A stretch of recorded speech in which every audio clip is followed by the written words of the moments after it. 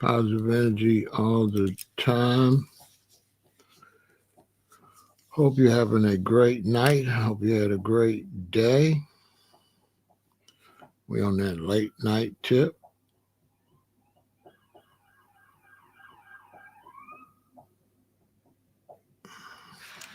We got Indianapolis in the house, Facebook. I'm representing Chicago.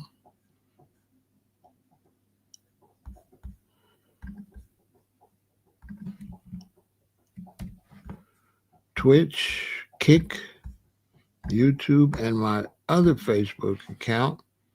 Good to see you all. I am representing Chicago, Illinois.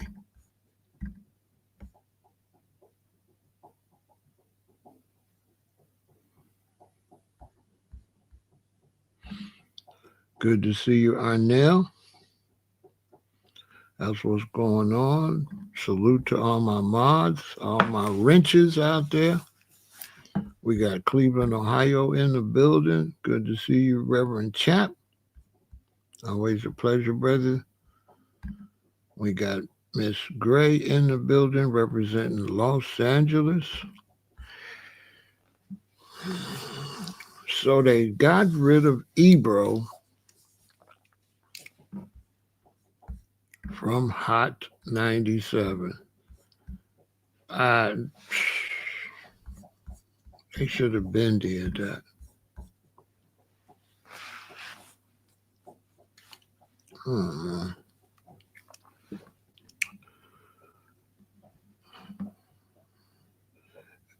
I know exactly. Okay. I am 67, about to be 68 in February. I cannot be a host with all this gray hair on a modern day radio show. Okay? You got to get middle aged or young people to do that. You can have some middle aged people like Charlemagne, like DJ Envy, because you still got some middle aged rappers like 50 Cent and them in the game.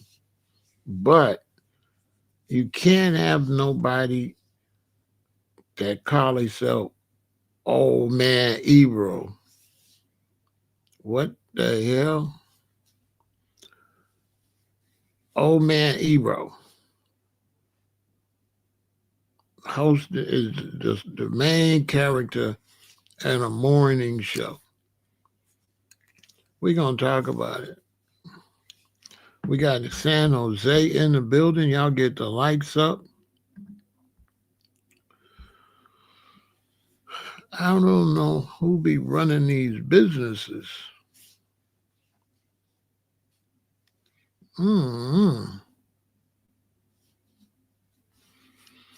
What the hell?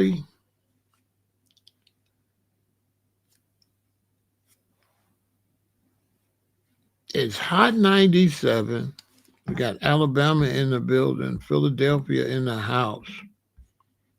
It's Hot 97, a major radio station in New York. And when they post on Instagram, they get 1,000 views, 1,000.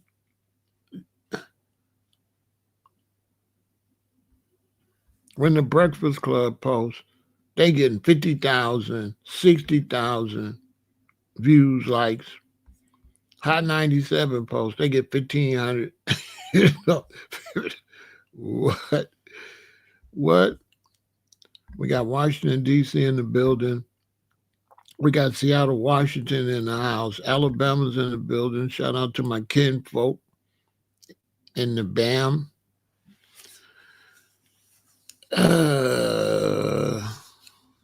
I don't do gossipy reporting like this, but I had to.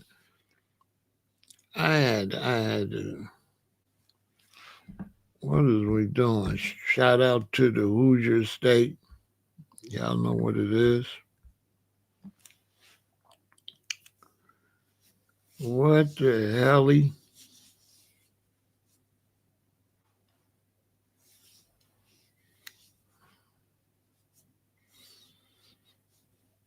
Now, Charlemagne over on the Breakfast Club, I don't really like him, but he's great for radio, especially radio that's going to be like on television or on YouTube because he's controversial and he gets the guest to talk.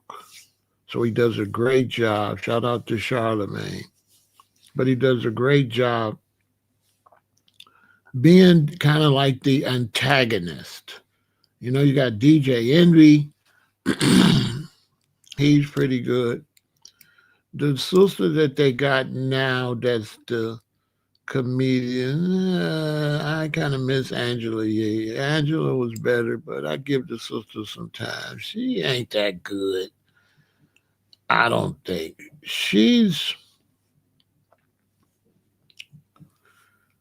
I'm talking about the sister on the Breakfast Club.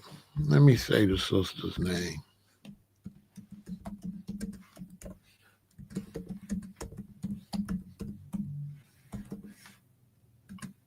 I've been doing this new thing where I'm trying not to remember stuff.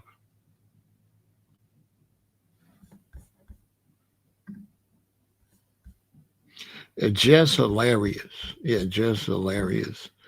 Yeah, I'm doing this. I'm not trying to remember a lot of stuff because I ain't got time for it to be having my. I ain't got time to be storing unnecessary information. Uh, uh, Jess hilarious. She don't look funny. She look too mean. You know how you a mean comedian, or is it just me? Jess don't look mean. She looks mean. Like she doesn't look funny. Like she's not funny. Like Eddie Murphy looks funny. He's either plain or he's funny, but he's not mean looking. She looks mean. It's like, how are you a mean looking comedian? So she's not doing a good job. If she's a comedian, she should be more like Ricky Smiley. But she look mean as hell. She ain't a good fit. Get her out of here. But Breakfast Club is still doing great because the Breakfast Club get the best interviews. They have the best. They get the best guest in the game. To be honest with you, better than anybody on TV or anywhere. The best. The place where we see all our people is on the Breakfast Club. They get the best interviews and everything. The best. Better than TV, which is crazy. Better than Club Shay Shay, which I can't stand that name.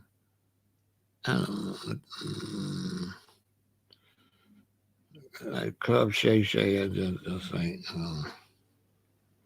Shay Shay is not it. I think he's telling on himself.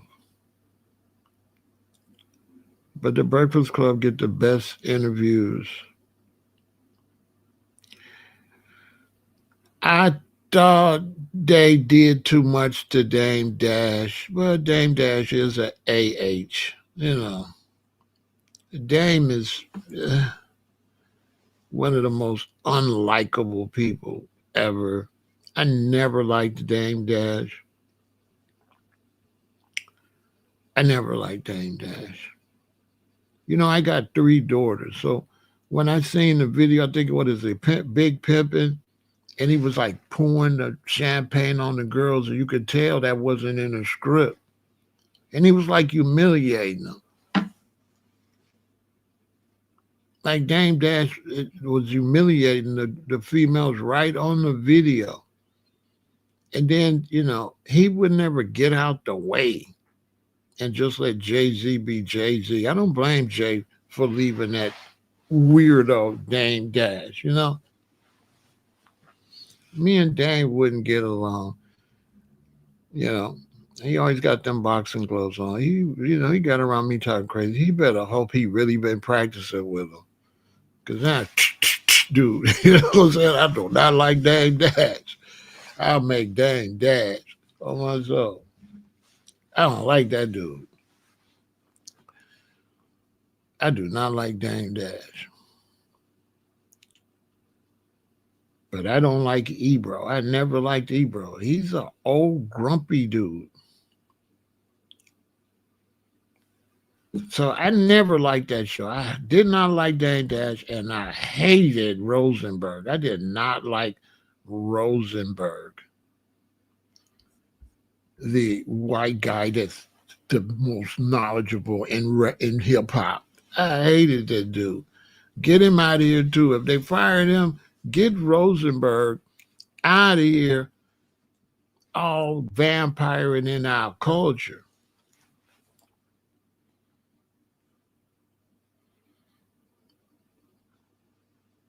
I could tolerate Vlad. Vlad been in it since he was a little kid, so I understand a little bit.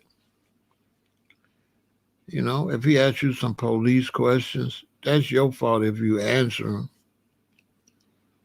But he's been into hip hop game. I didn't like Vlad either until I watched his interview where he told his history. Oh, they fired all three of them. Thank God, Big Teasy. Okay, so they fired Ebro.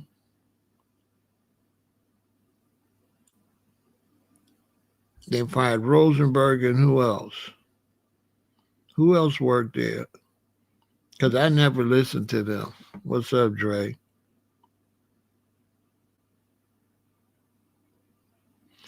They got fired because what's the word? I want to use two words. They sucked. That's why they fired them. Because they sucked. Okay. Big Teasy was the deal, Famo. Boy, that hat's popping, bro.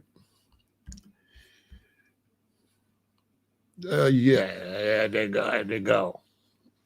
You know, look at me. Look at me. You saw his gray hair.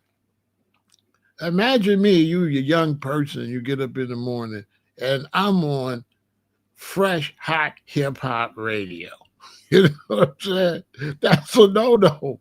Like what? I can't be, okay?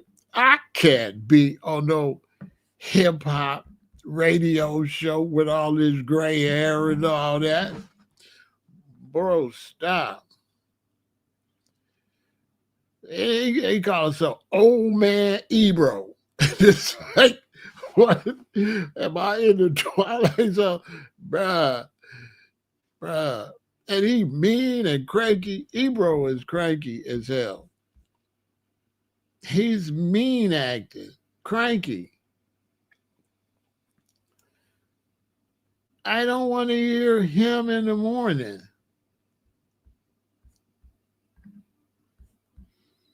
Imagine me in a radio show in the morning. Y'all wake up. No, they wouldn't. I'd be horrible. I'm a businessman. So my business skills trump everything. And it ain't no way I'm a businessman. I might work behind the scenes, but I'm telling any radio station, okay, it's time to sit me down. You know what I'm saying? I could have been on the radio up to about maybe 45. Maybe 45 could have did it. I didn't have a lot of gray hair and all that. But now, no. The music has got to attract a young crowd, right? And people that listen to that are attracted to a young crowd. And we enjoy things that are connected with our children. And a lot of times when we get like 50 or so, we have children their age. So we can relate, right? And then when you're younger and you interview an older artist, it makes sense. But when you old as hell and you interview a young artist, it don't really make a lot of sense. So you want to go middle age and young. You want to go DJ Envy, Charlemagne age and down. You don't you don't want me over there talking about man the four tops. You know what I'm saying? She used to be my girl. Hell no. You don't want me over there. I'm talking hell no. I mean, I could do it, but I wouldn't do it. I'm a businessman. That's bad business. Pay me, move me up in the office. I should be up in the office. Hey, Afro National, you can't, bro.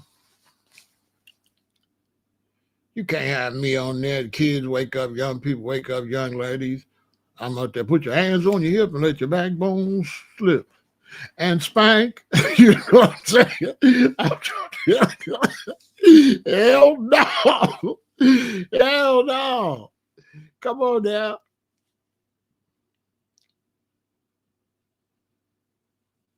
As a businessman, you could put me on the radio, but you would have to put me on the OG station. Put me on the OG station. Yeah. I could bring up some historical stuff. Yeah. But in the morning, and definitely imagine if I was old man Ebro and I'm mean as hell. You wake up in the morning, your way to work, you don't want to go to work, you turn on. It's old man Ebro the grouch. First thing in the morning, brother. I'm saying I'm trying to perk up. Ebro is not the person you want to hear when you wake up in the morning. He mean. He's a real a-hole. Remember he was disrespecting Lil Uzi Vert and them? Yeah, they shouldn't be in hip hop. And the man selling millions of records, got millions of fans. What do you mean?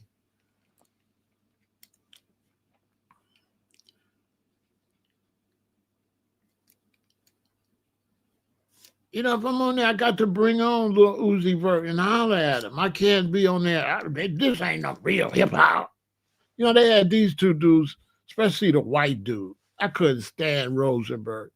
What we want is we want real hip hop. What we want you to do is get the hell out of our culture. Okay? Go sit your goofy ass down. I didn't like Rosen or Berg. Neither one of them. I didn't like Rosen and I didn't like Berg. I did not like Rosenberg. Okay? I couldn't stand. So it's an old grumpy dude and some culture vulture. You know what I'm saying? Good morning. It's Culture Vulture. It's old ass Culture Vulture Radio. You know what I'm saying? Good morning, America. Welcome to old grumpy ass Culture Vulture Radio. Like, man, get your ass out of here. Ain't no way.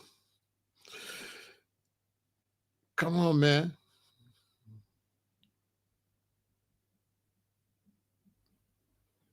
Come on now. Look at old man Ebro. He mad now on the picture. Why you got my picture up here? You know what I'm saying? And look at the vulture. I'm just happy to be stealing y'all's culture. You know what I'm saying? I couldn't. That show, I never clicked on that. But we in Chicago, so we don't listen to that anyway. People be up. I think they're listening to Steve Harvey if he's still on, and Ricky Smiley get all the listeners here. That stuff's syndicated, right? So I don't know. I ain't been listening to the radio in the morning, so I don't know. You know what I'm saying? My early morning radio days are over. I work for myself, so I'm not in rush hour traffic in the morning. But the radio was my take my children to school.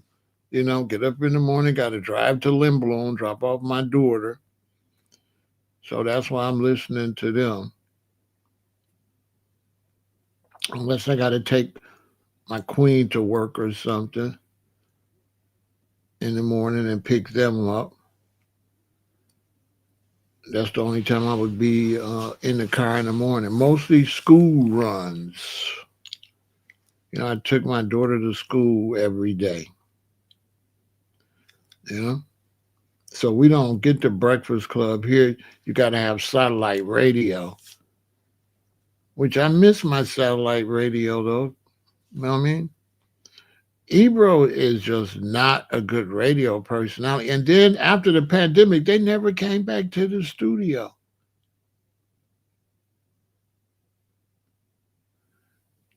You know what I'm saying? They never came back in the studio. They just sunk Hot 97 into the ground. They left Funk Flex over there too long too. You know,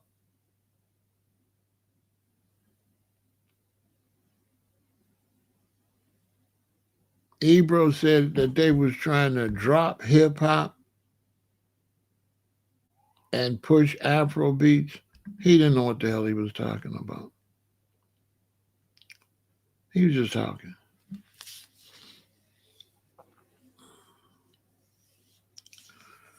Ebro was just talking. He didn't know what he was talking about.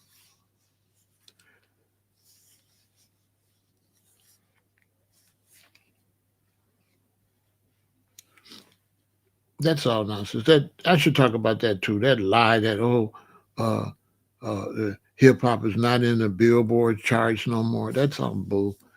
The fact is that they don't really consider uh the sex music and the drill music hip hop. That's the fact. The fact is that the shorties ain't rapping no goddamn KRS-One shit.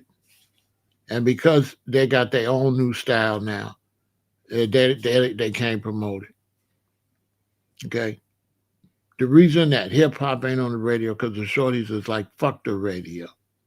I'm gonna say what the hell I wanna say. Okay? That's the reason. Because the shorties is like, nah, pop them and I shot them and bop, bop, bop, bop. Or I'm butt naked, sexy red and them. And they don't give a damn. They gonna make their money on their own. Okay? Everybody like the hell with the radio because the radio don't pay. It is for young people watching. You want to make money in music, you gotta do shows. Yeah. Everybody in music, everybody rapping now, they only making money from shows. You got to do shows. You got to get booked for shows. That's how you get bread now. Not on the radio. You got to do shows. And that's why the sexy shorties is getting money and the drills kind of ain't because the shows get shot up. And that's why Dirk and them had to change and start rapping more emotional type songs and maybe a couple drill songs to be able to do shows. You know what I'm saying? So the radio is done. Nobody's going on your damn radio show. The shorties don't listen to radio no more. When I came up, stereos was big. 8-track machines was big. Uh, 8-track machines was big. Cassettes was big for a while. DVDs was big. CDs is big. No, not no more. The number one electronical device now with the shorties is the game. The shorties on the game. Now, the game run the world right now. They on the game. And they can try to play their music while they watching the game. But the game run things now. That's the big thing now. The game. The game. Instagram. I'm saying. The shorties, they ain't on YouTube. They on Instagram Live. And then content creators take their Instagram lives and post it on YouTube. Go back and watch any of the shorties talking. It's gonna be an Instagram post and TikTok, but mainly Instagram on the rap side. They on Instagram Live. That's where the shorties at. They on the ground. They ain't going to get on no computer. Now they on their phone. They like their phone where they could just talk wherever they at and get their fan base. They get their fan base on the phone. The phone in the game. Phone, Xbox, and PlayStation run the young people world. If you ain't dealing with PlayStation, Xbox, and the phone, you was out of tune with them. They on the phone. For real. They on the phone so much that they filming their crimes, and going to jail. Now, I didn't say they was smart. I'm just telling you what they doing. I'm sure he's, dude, Lord have mercy. All Dirk evidence is on that phone. He done got on that phone, him and his crew, and got on that phone and then told the district attorney everything on them phone. They love them phones. They love them phones. Hey, who was that? Oh, that was my grandson. My grandson was a little boy. I'm talking little. I'm talking like 4 years old. And I could give him that phone, and that baby could get that phone, turn that phone on, and go to YouTube and go right to what he want to watch. How the hell does baby know? How does baby know how to work this phone like that? And these babies cry if you take the phone. You better not take the phone. Hey, these babies, take that phone. I bet the baby cry. I bet the baby throw a fit. Them babies know how to work them phones, boy. They love that phone. They love that phone because that phone give them access. They can watch what they want to watch. They ain't got to wait for TV no more. Them babies like, F the TV. I could scroll. I'm going to watch Pokemon. I'm going to watch this. And they can watch all day. They ain't got to wait for TV, right? They ain't got to wait for TV to show them nothing. It's crazy.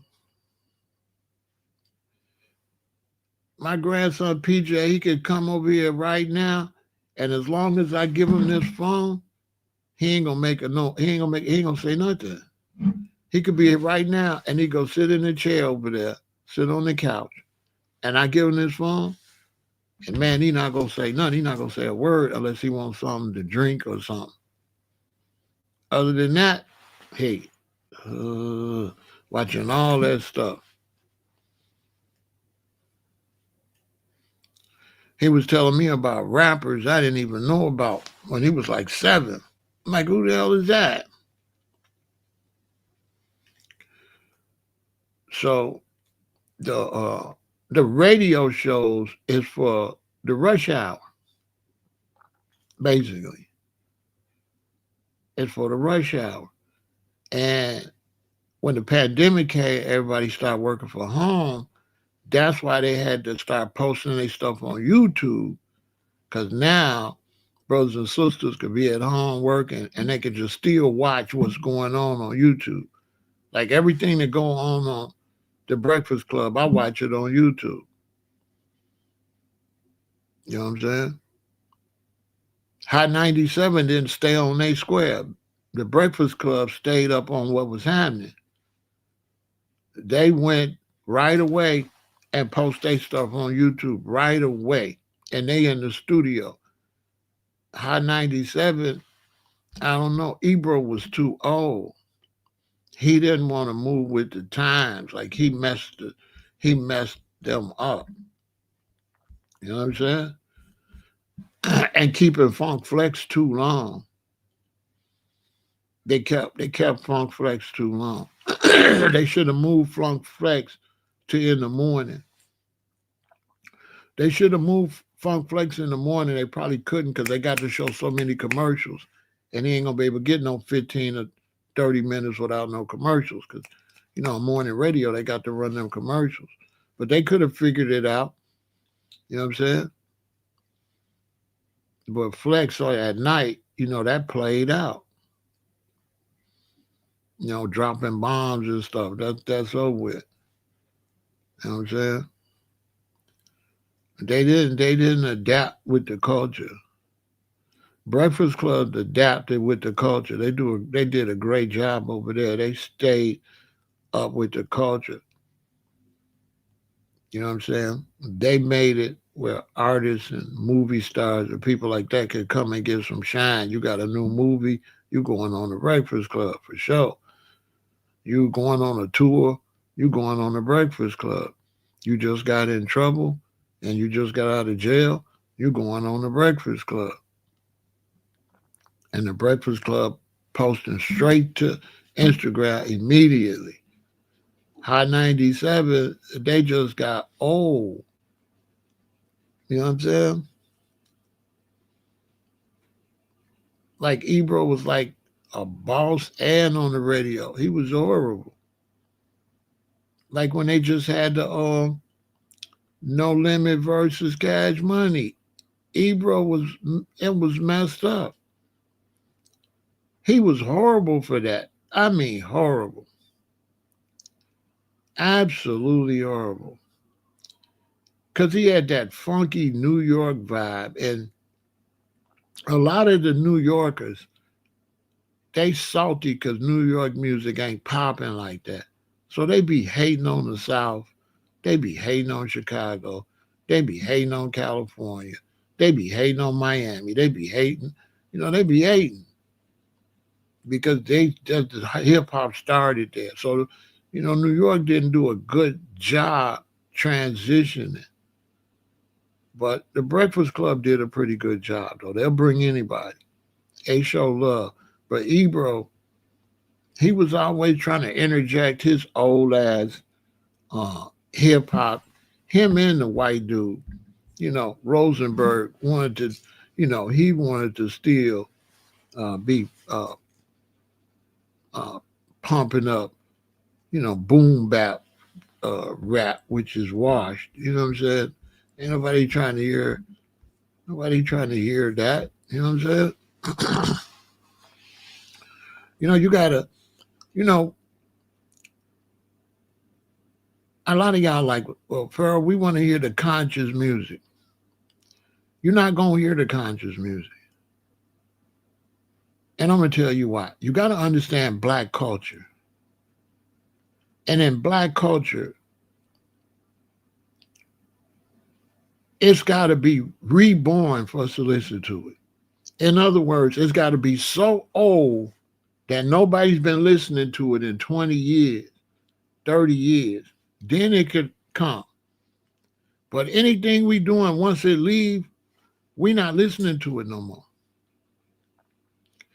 And this is why the conscious type rap y'all want to hear, the lyrics, that's why it's not gonna go nowhere, because that's not a part of black culture.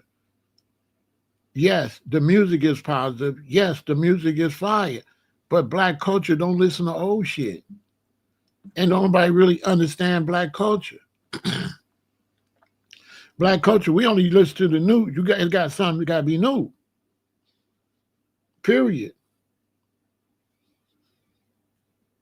And after so long, yeah, you Smokey Robinson, but you out of here. You know what I'm saying? This is a black culture. Yeah, you the Jackson 5 and all that. We mess with you, but bruh, you got to go. You out of here. That's why Michael had to reinvent himself. He had to get rid of the Jackson 5 because we ain't trying to hear the Jackson 5. We ain't listening to that. We listen to Mr. Telephone Man. There's something wrong with my line. When I call my baby's number, I get a click every that we on this New Edition run this, bro. New Edition run this. Y'all washed. No. It's over. It's over. No, we're not listening to you. No. Uh-uh. Nope, you're over. Okay, we don't want to hear that type of R&B no more.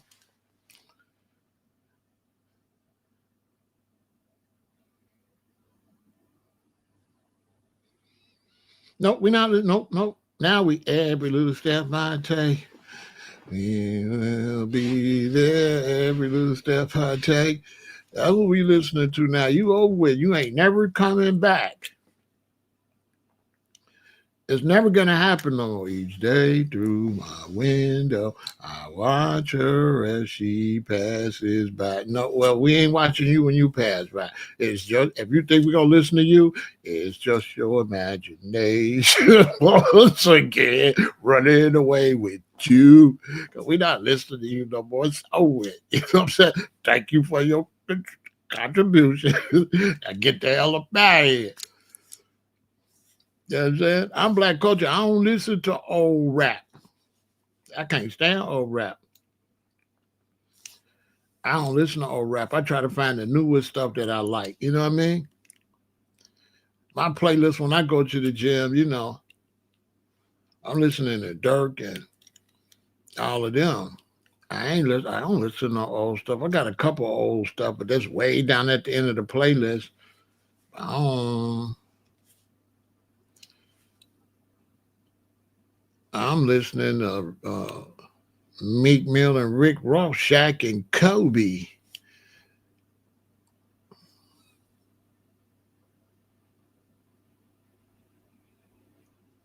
Yep.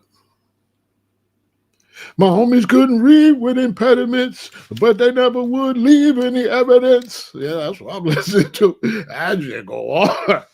I got much respect to KRS One and all that. Hey, but man, Shaq and Kobe, man, Rick Ross going off. Rick Ross going off. Y'all ain't listening to that? Hustling 24 hours. Yeah, listen to Shaq and Kobe. Boy, it's fire. They say whatever they want to say. Rick Ross can rap his ass off.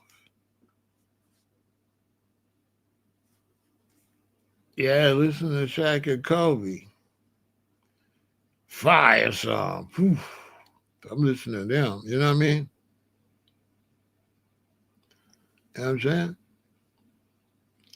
50 smart. 50 stopped trying to push like that. 50 went and say, okay, I'll make my songs, put them on my TV show. So now he can make a song go with a TV show, and if the song fit the theme of the TV show, he gonna win every time. He's smart. He make all his money off of soundtracks. You know what I'm saying? 50 a genius. 50 make his money off of soundtracks. He make the project, then he make the music for the project, and it fits it.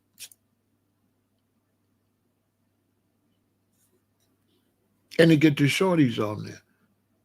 He always rapping with the shorties. He always got the shorties. He always got the short. Money, power, respect. He got our boy from Chicago on there singing. And Dirk. He got Dirk on there too. Money, power, respect got Dirk on there and old boy to be singing from the rack. He's smart. And you just go watch Power or watch one of them shows, Raising Canaan. His music comes, so he getting money from the music from the thing. He getting money from the TV show and from the music on the TV show. Millions. You know how much millions of dollars he making with his music on them TV, on all them series? They say this is a big rich town. Yeah, I just want, you know what I'm saying? Rich. How much you think he making off that song? And this is where it goes down. How much you think he making? You know what I'm saying? A fortune. MC Hammer was good, but he paid too many people, and so he went broke. He was taking care of too many people, too big of a entourage. You know what I'm saying? But the music got to change it, and Ebro didn't want the music to change. He was hating on the shorties. He was hating on the little Uzi Verts and all them like that. Like if you're in the music business, you can't hate on the artist just because it's not really just your particular flavor. They supposed to know that. That's why you know they not DJs, they radio personality. I'm a DJ. I don't get to decide what to play. And see, a lot of people understand that about music. I don't get to decide what to play. I gotta play whatever my crowd, that's what I gotta play. Period. If I DJ right now and it's like a bunch of 20 years old, I gotta go and I gotta upgrade my playlist for that crowd. If I play and it's a older people, a family reunion, I gotta update my playlist for that. You have to play what the people want. The OJ Choice got to give the people what they want. So in music, the audience determines what they want to hear. Period. Ebro don't understand that. Ebro was trying to tell people, you need to listen to this. This ain't real rap. Bro, it ain't no such thing as real rap.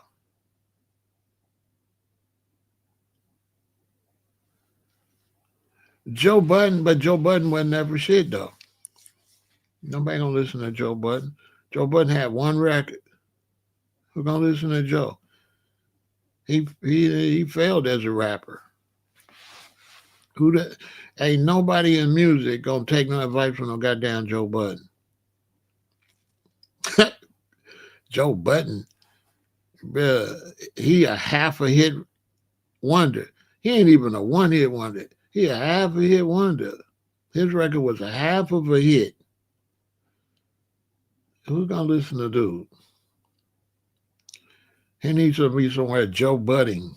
You know what I'm saying? He need to just keep on chasing big booty chicks and talking.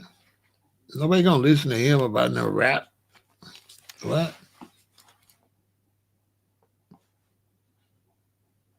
He's a bozo. Here you are. You got four of the best rappers. Eminem putting y'all on. What Joe do? Ruin the whole group because he an asshole.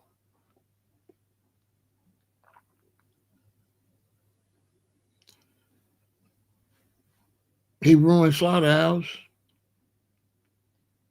Had four real cold rappers because Joe could rap. Don't get me wrong, but Joe is an asshole, and that's why his show doing good because he's really biting Charlemagne, and he's taking Charlemagne's formula and he's doing it as a solo artist, like the asshole, the person everybody love to hate show.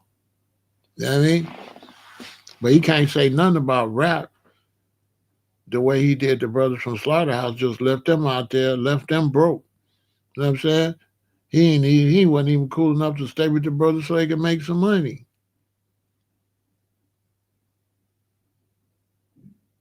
You know what I'm saying? He was the first one, quick Slaughterhouse. So what he could say about rap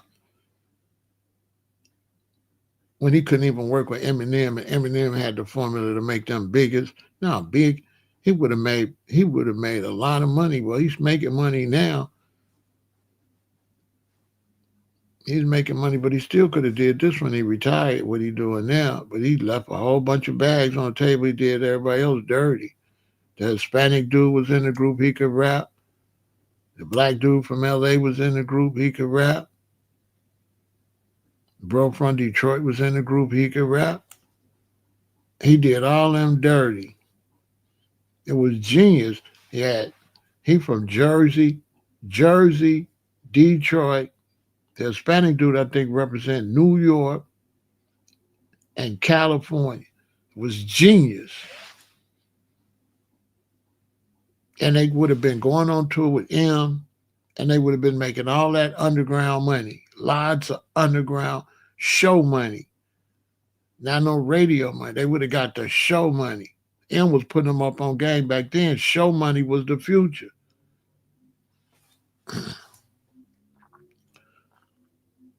Look at Bro and them from New Jersey, how much money they making with show money.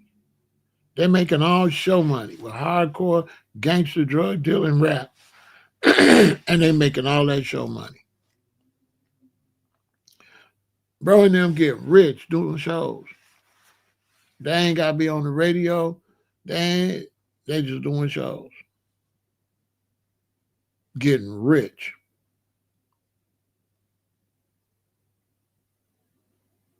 That's what Joe Budden and them could have did.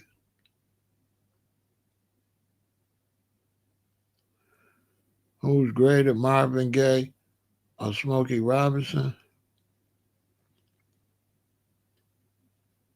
Um,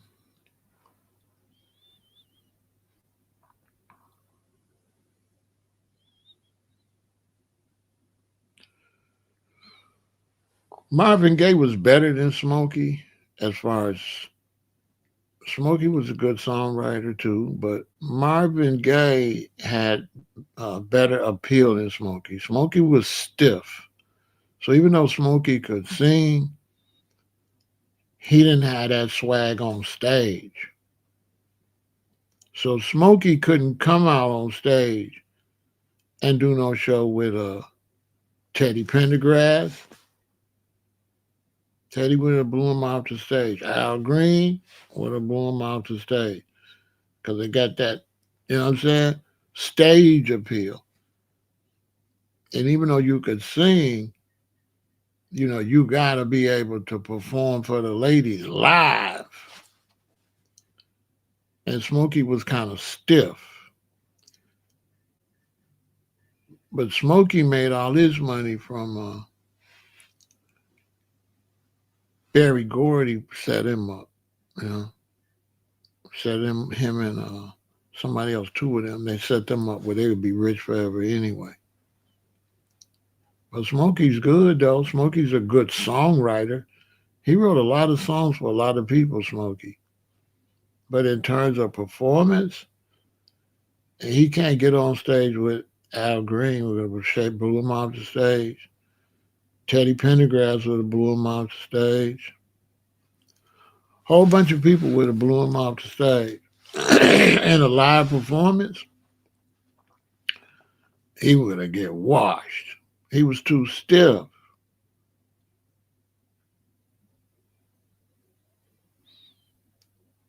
You know what I'm saying? He was too stiff. You know what I'm saying?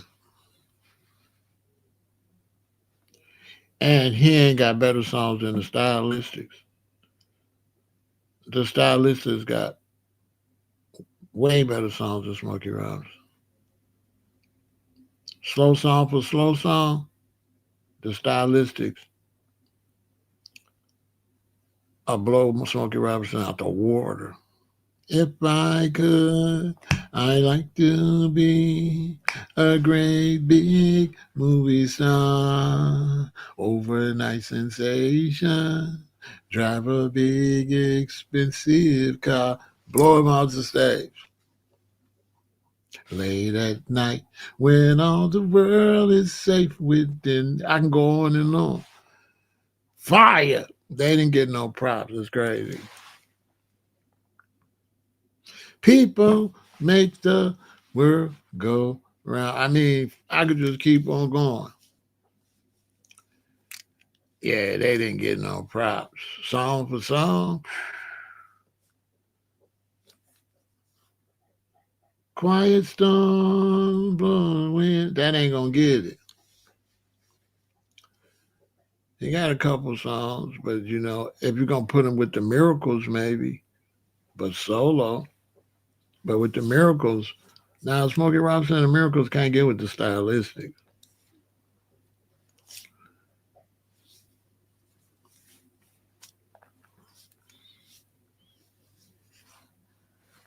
Because as far as shows and the ladies go, I mean, the biggest was Teddy Pendergrass. You know what I'm saying? Teddy was the biggest. If you go to the show, Teddy was like the one you got to have security and run him out the back, or they'll tackle him and almost hurt him and pull all his clothes off him. You know what I'm saying? I'm talking about on stage. Him and Al Green. I went to see Al Green with the Dramatics. And Al Green started giving out flowers. And my sister, we was teenagers, my sister tried to go get a flower. And she got in the aisle and all them grown black women was running to Al to get them flowers, and my sister was getting smashed. I had to jump over seats and grab her and pull her into the seats and take her over the seats and just step over people to save my sister's life. When she tried to go get one of them flowers with her little self, she almost got killed because there was some big old rhinoceros type black women, you know, some of the heavy girl women, and they was pushing in the aisle trying to get one of them roses from Al Green. Yeah. The most two fanatic crowds I've ever seen, Al Green and the Jackson Five. But the Jackson Five was cheating because they had five dudes, five different ages. So they had all the ladies. Michael had the little kids. It was no matter what woman you was, there was a Jackson you could like, from college all the way down to kindergarten. It was slick. It was smart the way they did it. See, all the other groups was all the same age. The Jacksons had different age. So then they had every female in that age category. If you was in kindergarten and first grade, you like Michael. If you was in second and third grade, you like Marlon. You this age, you like Tito. You in high school, college, you like Jermaine. They had the biggest female fans because they had the kids all the way up. You know what I'm saying? I couldn't hear all till the next day when we went to see the Jackson Five. I went to see the Jackson Five at Operation Push that Jesse Jackson had, and the girls behind me, they was all behind me pushing me down and screaming. I just had to take it. Like all of the young girls that sat behind me, say I'm in the 11th row. All the young girls in the 12th row, 13th row, they done jumped over seats and they pushing me down and they screaming like hypnosis. Real talk. They like pushing you down, Michael, and shit. Screaming right in my ear. My ears was like, till the next day.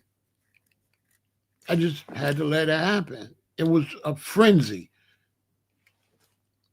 Serious, like if you never like when your dog go crazy. You ever had a dog go crazy? It was just like that. It was a frenzy. It was not normal. The biggest frenzy I ever seen was the Jackson Five. I never seen nothing like that. I think the only thing that was close to that was the Beatles. The Beatles was the only thing that was close to that. Remember LL Cool J on Apollo? And he made a mistake and told the ladies to get on stage?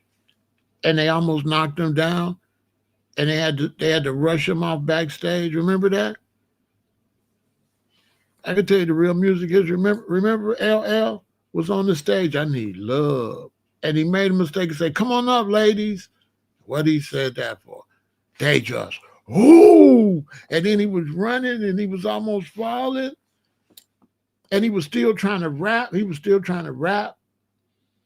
But he was struggling to rap and to get away and get backstage.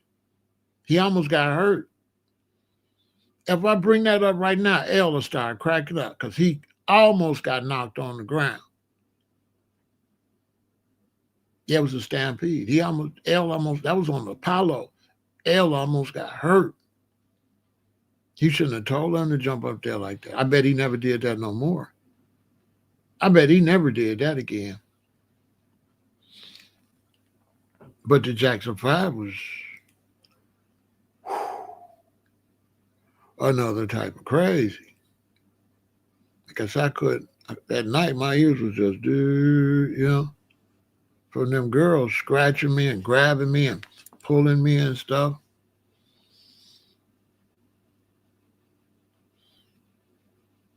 They wasn't like that Al Green till he started giving out them roses. It was messed up. Jackson 5, they screaming regardless. And I've seen Smokey Robinson, Miracle, Temptation Island. Ain't nobody acted like the Jackson 5 show. Nobody. Now, Teddy had them taking their underwear off, throwing them. Right there with their husband there. Imagine take your woman to go see him, and she go pull her panties off and throw them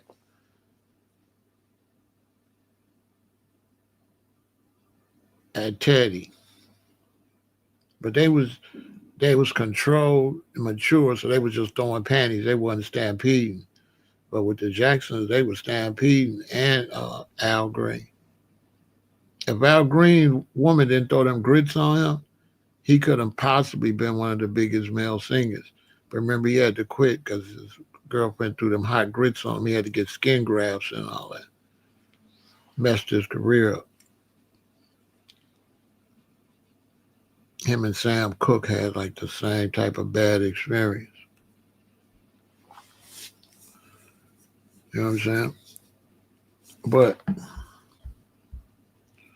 when it comes to radio, I mean, these guys was just horrible. They show always stunk. They shows always stunk. But because they was in New York, see, New York got 8 million people. So it ain't nothing to have 3 million listeners. See what I'm saying? That ain't even half. So this is why New York radio did so well. How could you not do well when you got 8 million people? You got a population of 8 million. Chicago only got a population of 2 million. Well, really 1.8, something like that. 8 million, just imagine. That's 4 times the amount of people in Chicago. So they had the listeners, which would make the advertisers pay big money. You pay big money to be on that hip-hop radio. But it's like they gave Ebro too much power. And I remember when Ebro really started taking over, and the show was just, he's just not a person you want to listen to. He's just negative. He's just too arrogant. He was criticizing the rappers he don't like. Come on, bro. So once he started criticizing the rappers he don't like and all that, then everybody just started going to the Breakfast Club. I'm not coming over there. And the Breakfast Club let everybody come. That's why the Breakfast Club took over. And Ebro and this white dude, they was horrible. The white dude was the same way. How you gonna be on the radio, but you criticizing modern day rap, and you trying to push like the white boy too. He was trying to push like conscious type rap that ain't nobody listening to. It's like a lot of these people on YouTube. Ain't nobody listening to that shit. You know what I'm saying? And the music, the people decide. That's it. End of the day. At the end of the day, the people decide. Some people believe that if you put on this positive rap on the radio, ain't everybody just turn the radio off. You know what I'm saying? Angela Yee,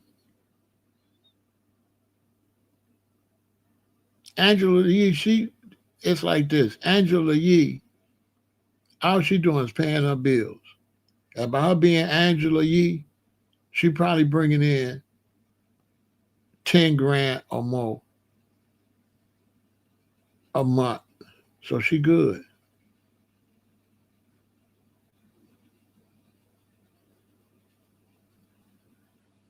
The reason people watch Nori, so that's the difference too. Radio you listen, Nori you watch.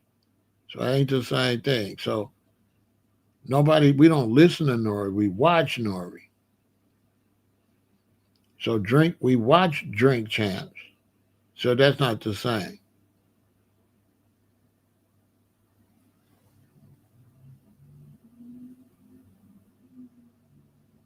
But Breakfast Club definitely compete with Nori all day because everybody watched the Breakfast Club.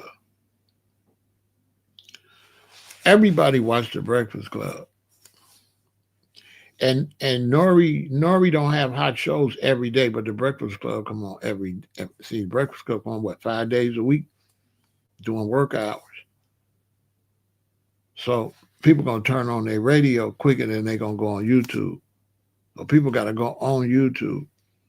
So the reason that the Breakfast Club is gonna do better than Nori, because Nori he ain't on the radio. The Breakfast Club on the radio. When you're on the radio, guess how much money you making for advertising? Then when you get certain artists, we listening to on radio and you posting it on YouTube. So you getting how many hundreds of thousands of dollars they getting off YouTube because we want to go watch Dame Dash on there. We want to watch this one. So they got the listening money from the radio, from the advertisers, and they getting the advertising money on YouTube and the view money on YouTube. So they getting big ass money.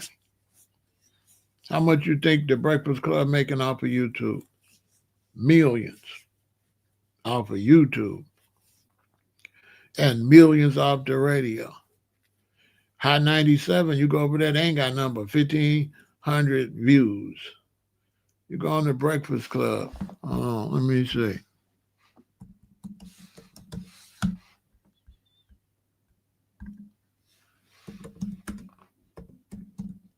The Breakfast Club. Let me see. Let me make sure. Let's see.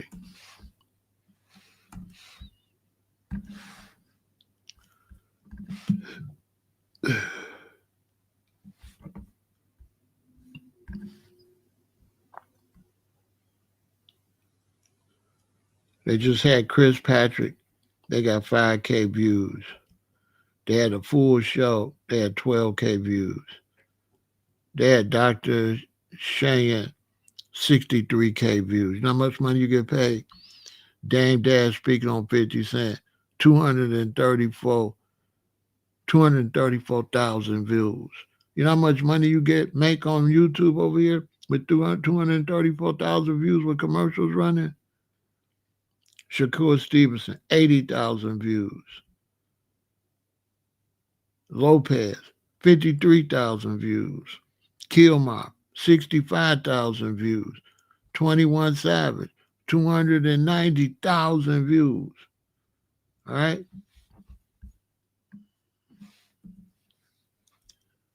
Right? Now, High 97.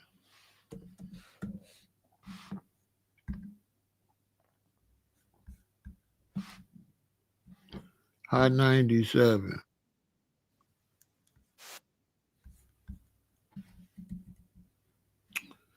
252 views. 5,000 views. 1,700 views. 2,600 views. 2,900 views. 2,800 views. 1,400 views. Talking about Diddy, they finally got 14,000 views. Talking about Trump, 3,000 views, 8,000 views, 3,000 views, 2,000 views. Compare that to they got 52,000 views, 230,000 views. It's a wash. The Breakfast Club killing them. High 97 is a flop.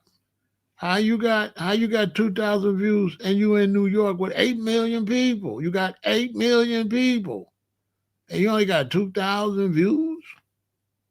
That's because Ebro and the white dude ain't nothing nobody gonna watch. Black folks sure ain't gonna watch the Jewish dude.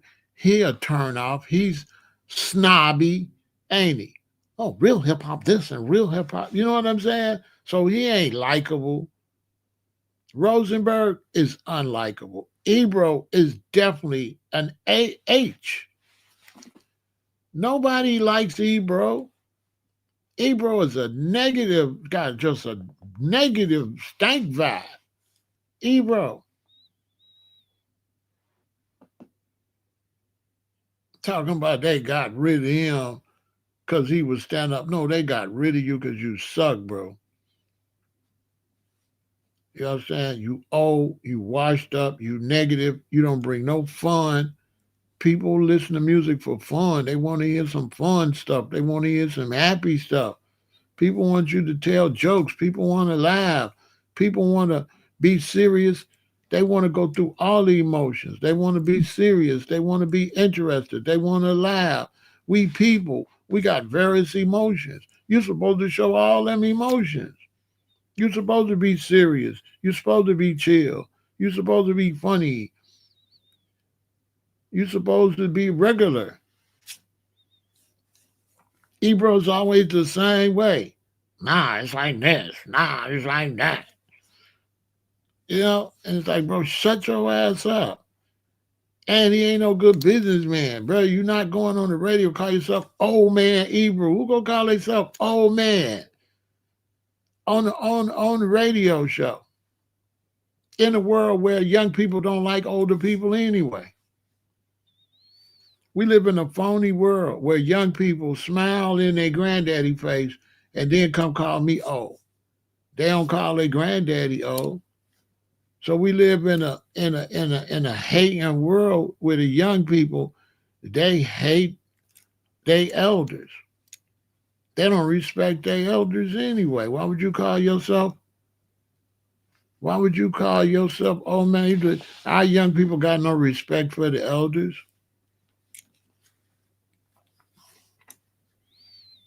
That's why the young people gonna get did dirty, because now you got a different group of elders, and these young people gonna get clapped because they gonna think I'm the other elder. Boy, I'm not that. You know what I'm saying? I'll do your little ass dirty out here. See what I'm saying? So now when that certain group of so-called elders start getting in their 60s and 70s, bruh, them elders ain't really grow up like we don't grow up. Like my daddy. My daddy, they grow up, they change, they grow up.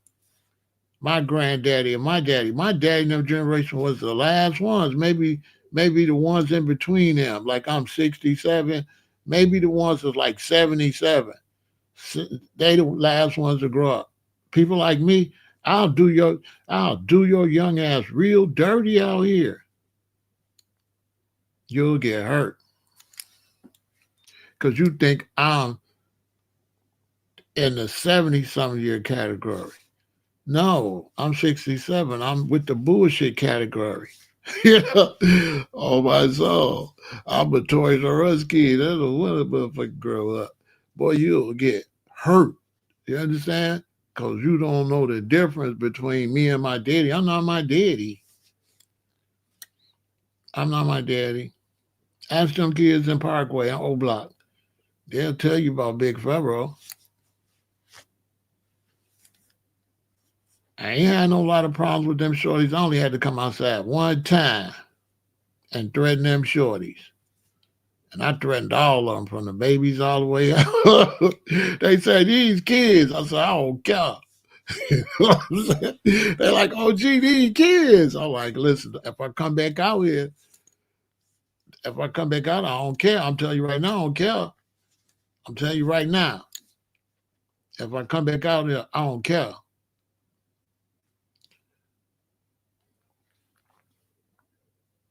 If y'all say something else to our kids and I come back out here, I'm not going to show y'all no mercy. You know what I'm saying? You think it's crazy? Well, you know, they don't know no better. They wasn't raised with no respect. The younger generation was not raised right. So the younger generation, You know, the mama there, the daughter there, the uncle and them there talking, and the daughter talking too. And my generation, you had to shut up.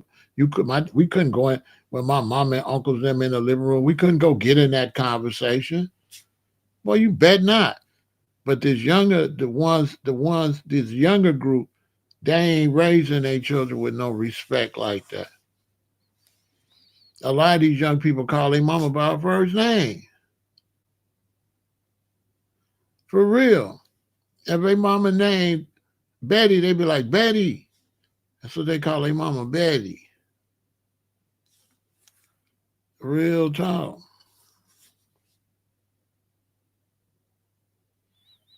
Unbelievable. Calling uncle by his first name and stuff like that.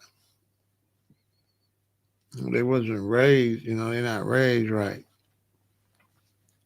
You know what I mean? So we had to raise them, you know what I'm saying? That's what the gangs do. The gangs raise you. You understand? Like it's two different. You understand? The gangs can't raise you when you outside because you could dip and dodge.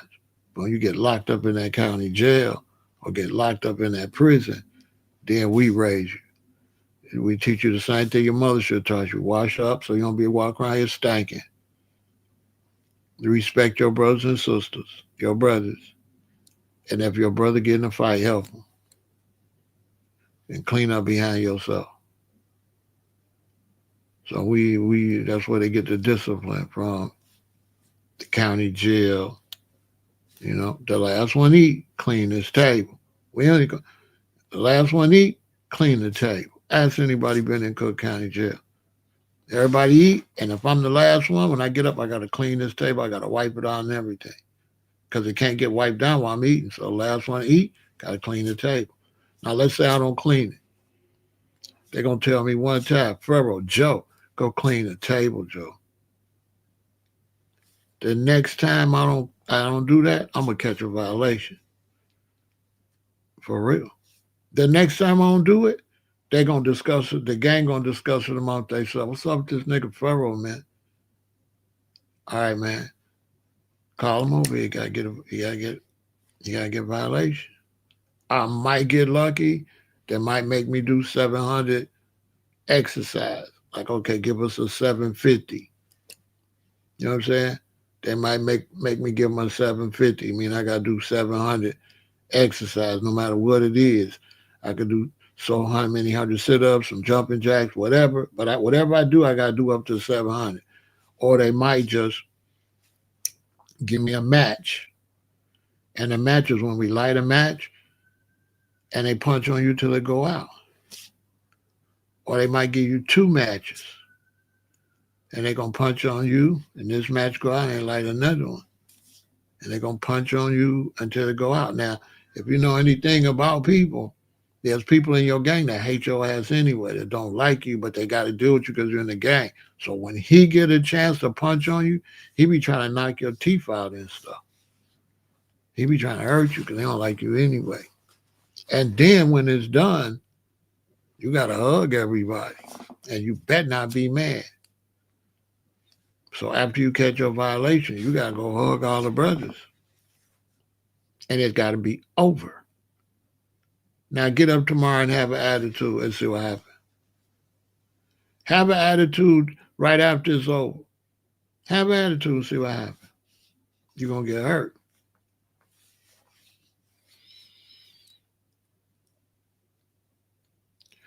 Oh, so.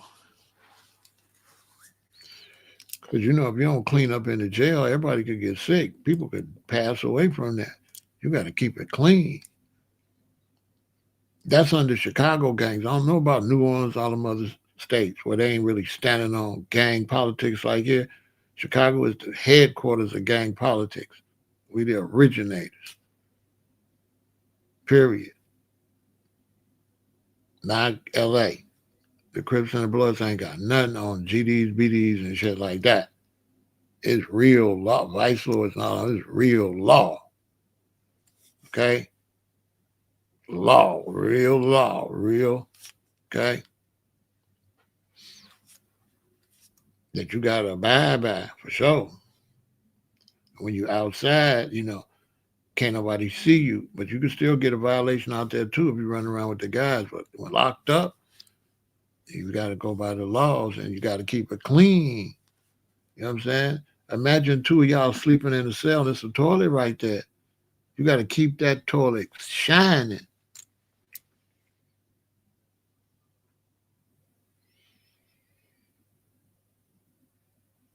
So stay out of jail. You know, in the Cook County jail, you got to keep the toilet shining. You know, bros, when they get extra milk, you do know they tie them milks on the string and they put them in the toilet to stay cold.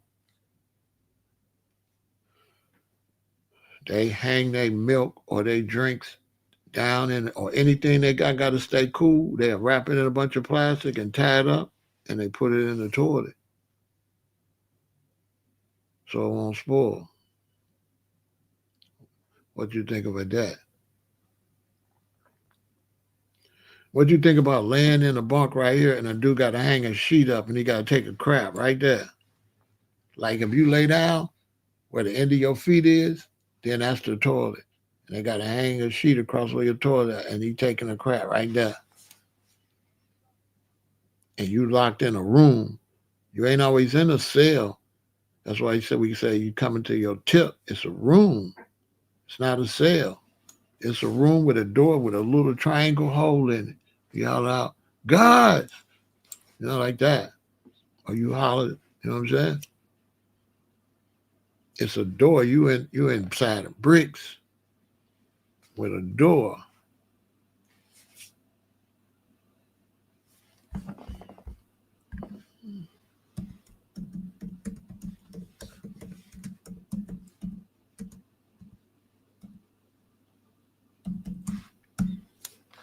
You know what I'm saying? That's where you locked up at. You don't guess where you get this reel over here. Watch this. Let me show you what it looked like. This is where I was at for 4 months.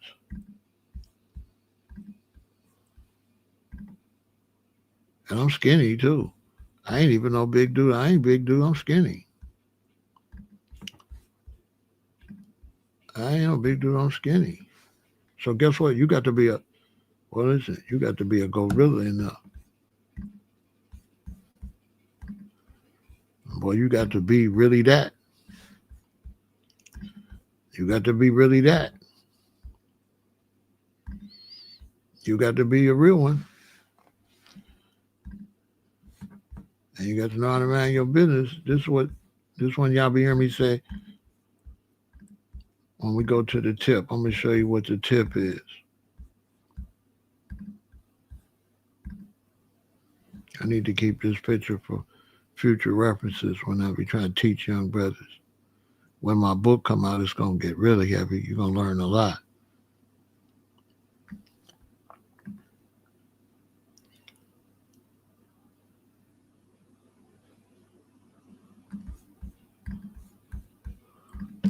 This is a tip. So like at night, everybody, you got to get locked up in there. See the day room, we be out in the day room. That's where all the tables at. And when they get 9 o'clock at night, 2 men got to go in each one of these doors. That's the tip. When I say, man, I go in the tip. So in the morning, they'll let you out at 4:30 in the morning. You come out here and eat breakfast, then you got to go back in there and go back to sleep. Then they come pop the doors again about 8 in the morning. Then you come out again and you be out here in the, right? You be out here where the tables at. And everybody just be out there chilling, playing cards, dominoes, and all that. Then lunch come, they serve you lunch at like noon. After lunch, you got to go back in here. So after lunch, you got to go back in the tip. You go in there from like 1 to like 2:30, 3. Then they let you out about 3, and then you stay out till 9 at night.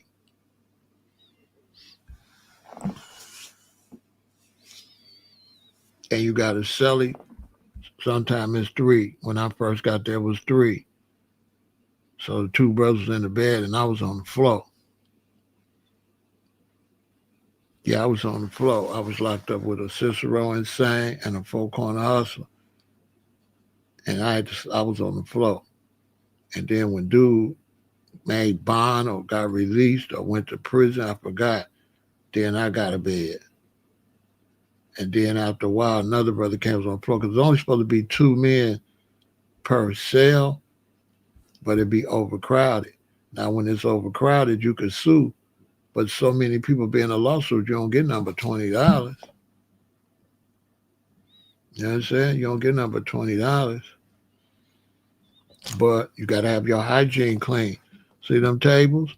Them tables got to be spotless. When you get through eating, that table got to be clean.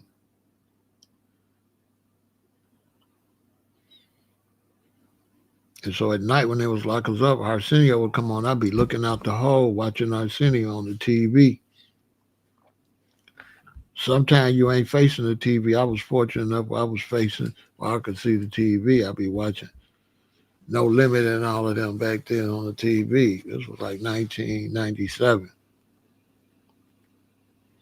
So imagine being in here for 4 months, fighting a case that, you know what I'm saying? Well, I eventually made bail, but you in there with, and people constantly in and out. This ain't prison. So this not prison. So it's constantly rotating. Dudes going to prison, dudes making bail, dudes case getting dropped, right? So it's always new people in and out, in and out, in and out. So by the time I got to about 2 months, I was the only one still there. Everybody else that made bond went to jail and stuff. So that's how I end up running. That's how you end up running the deck, because I'm the oldest one on the deck. I'm the one been on the deck the longest. So now it's my deck. So now I'm in charge. And brothers that's like universals and stuff, the high ranking, they don't do nothing. It's just the regular ones like me do everything. The brothers that's like universals, like for the viceroys, the universals, they like diplomats. You know what I'm saying? So they don't run nothing. They do got the final say on stuff if they have to. But somebody like me got to run everything. They universals. They like celebrities. They like, you know, I got to make sure that if a universal go to the washroom, I got to make sure two of these dudes go stand up by the washroom.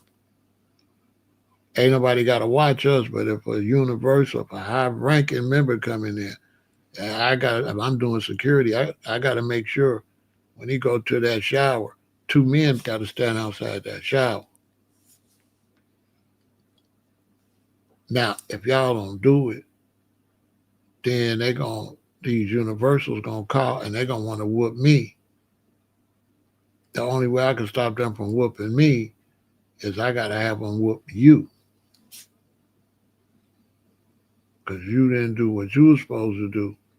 But I gotta prove you knew what you were supposed to do. But if I ain't on my business and I didn't make sure you do it, then I get the violation. We'll talk about that some other day.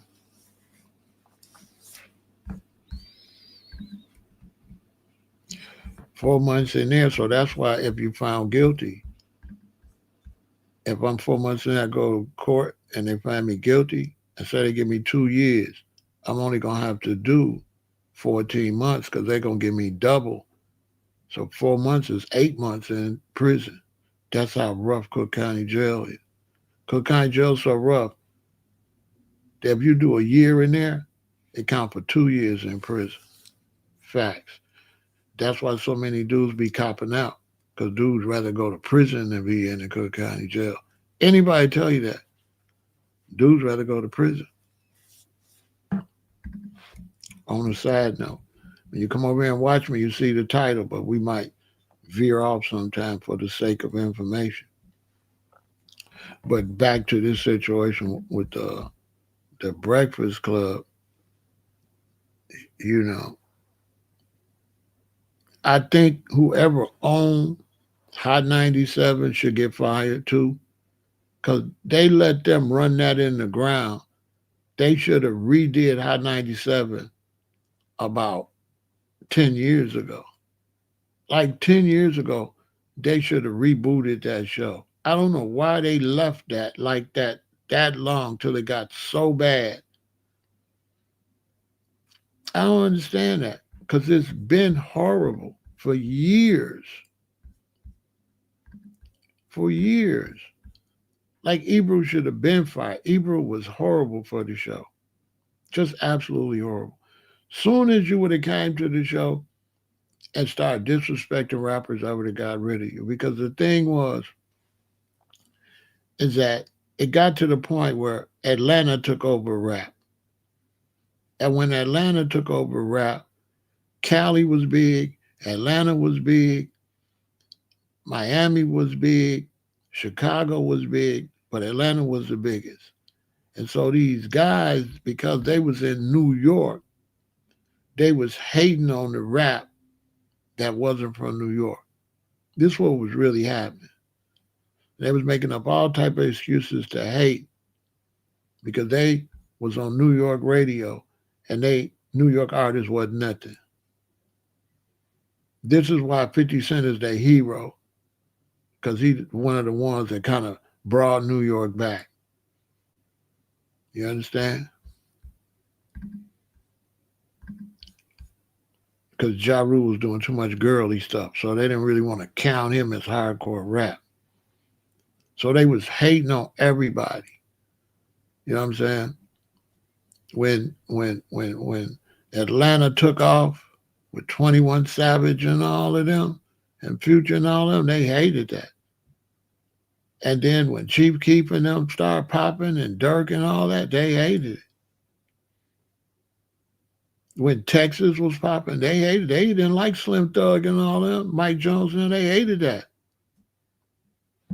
They hated that. They never promoted. That's why California fell off, because New York didn't promote them. California had some good artists, but they didn't promote them. They didn't promote them. They didn't really like Spice One and E40 and all. They didn't like that in New York. So when New York fell off and didn't have no really good rap, Hot 97 was just hating. But the Breakfast Club went on ahead and invited everybody. The Breakfast Club, like, we don't care. If you hot, come in, bring your ass down here. The Breakfast Club was like, man, we don't care. If you hot, get your ass to this radio station. The Breakfast Club didn't give a damn if you was from Brazil. If you hot, they fit to interview you. They kept it professional. You understand? And they got to give that props to DJ Envy, because DJ Envy is a DJ, and a DJ got to play whatever's hot. Ebro was controlling that. He didn't want to play it whatever's hot. And Rosenberg was a weirdo trying to push like some kind of weird thing, like trying to keep old style of rap alive, which you can't do that on the radio.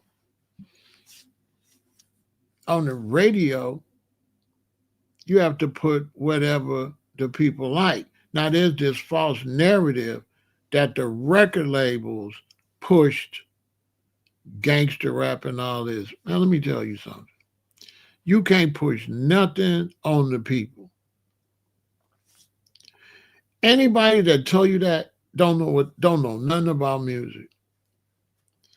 You cannot make no music hot. The people gotta like it. And if the people like it, you cannot stop it. And what a lot of people that do music, they don't respect the crowd. They try to act like the crowd been brainwashed to listen to the music they listen to. They'll say that right now about drill and stuff, that the radio. No, the young generation drilling for sure. They with it. Ain't nobody push that on them. You cannot push no music on nobody. If they don't like it, it ain't going. And you don't have no artist making no music unless it's a lifestyle. Ain't no dude gonna go in no studio and just rap about drilling unless they drilling in the community. Ain't no white man gonna come and say, listen, I want y'all to rap about this stuff called drilling, and I want y'all to rap about guns. Man, ain't nobody can make you do that. Ain't nobody can make a shorty in his house. Chief Keef and them prove all of that. Because when you look at Chief Keef and them, they in the kitchen. They making them beats in the house. So what white man? When they made that's the shit I don't like. What white man? They was in the O Block in a building making that. They had no record label.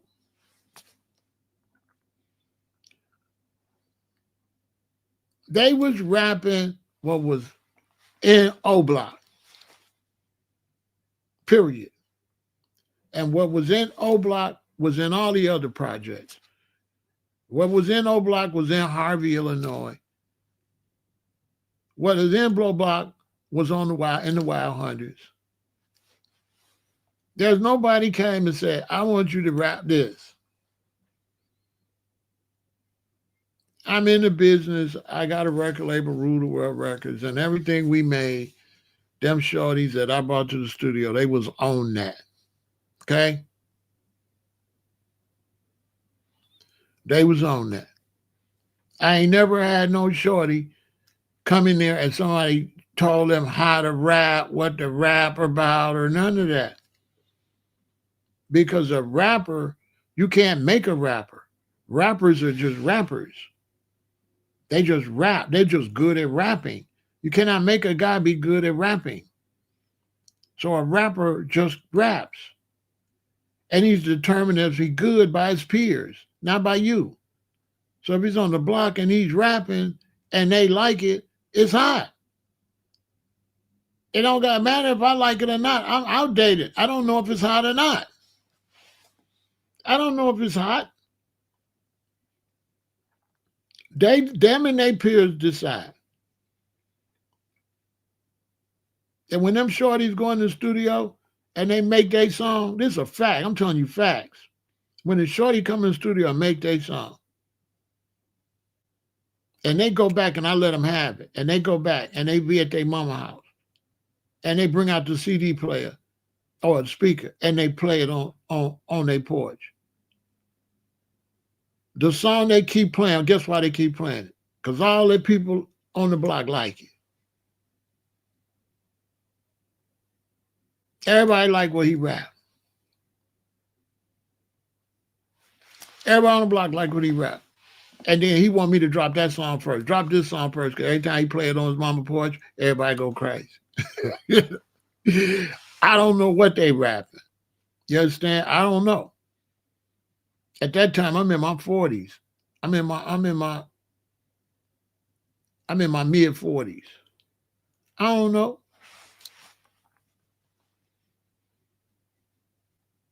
I'm going by them. They rapping what they rap, how they rap it. All I'm doing is making sure they do it right. All I'm doing is making sure it's sonically right, that I can hear them clear, that it's rhyming, that it makes sense. And I did that with that generation when I was 40. I did it with another generation when I put my son in the studio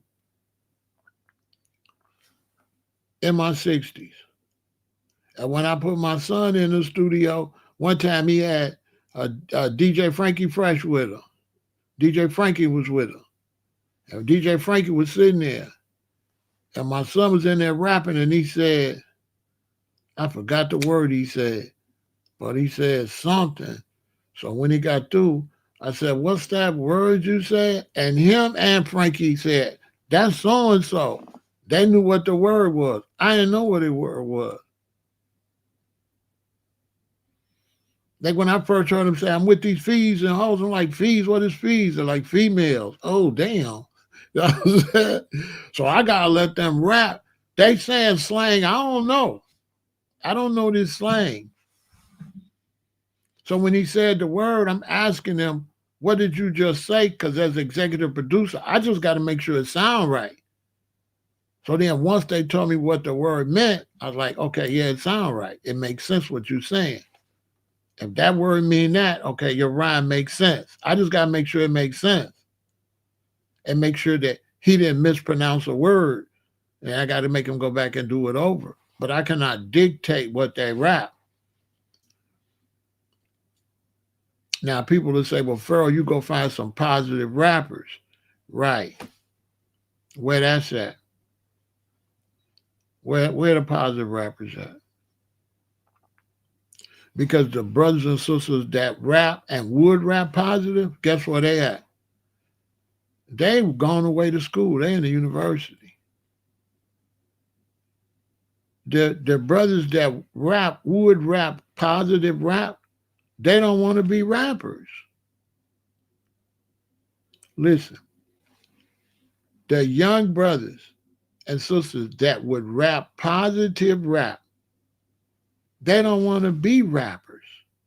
They can rap, they rap positive, but they going to pharmacy school. They going to school law. They in law school. They taking engineering. These is our facts. We do got people that would rap positive rap, but they don't want to be rappers. They smart. You really think a smart person that can make a smart, intelligent rap want to be a rapper? No. No. And guess what? The smart, intelligent, nice kids that don't get in trouble, they don't want to hear smart rap.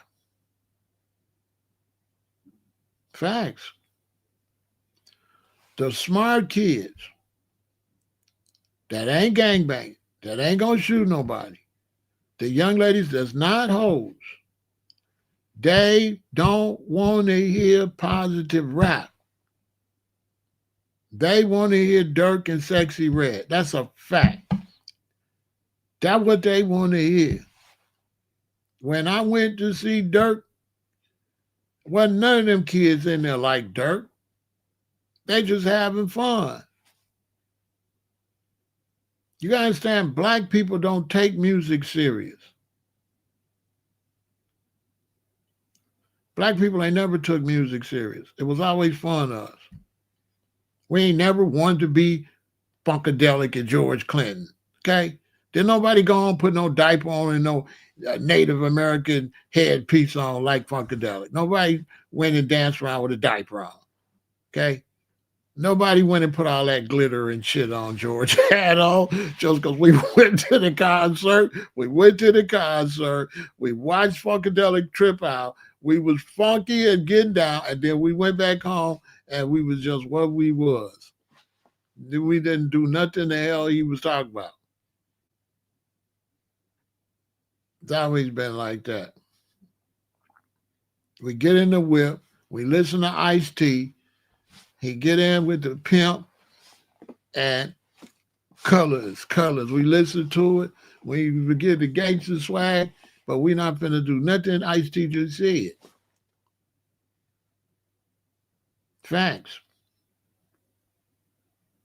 So when I'm in the car and I put the song on it, every day I'm hustling, every day I'm hustling. Everybody listening to that. The only difference between everybody else is every day I was hustling. So when you say, well, you listening to Rick Ross every day I'm hustling, and you went out and sold shit, but I was selling shit for Rick Ross, made that shit. I was that anyway. I wasn't, he ain't nobody, I ain't know no music made me do nothing. Now, I don't know no music made me do nothing. And I lived through all them different music. Y'all think I did everything and music every time they changed music? Y'all think I did that shit? So y'all think I went and got on a pink suit and was just my imagination? No. I did whatever I wanted to do. And then if I happened to match an artist, that was just coincidence. I ain't never followed no, ain't nobody following no rappers, man. Ain't nobody following no rappers.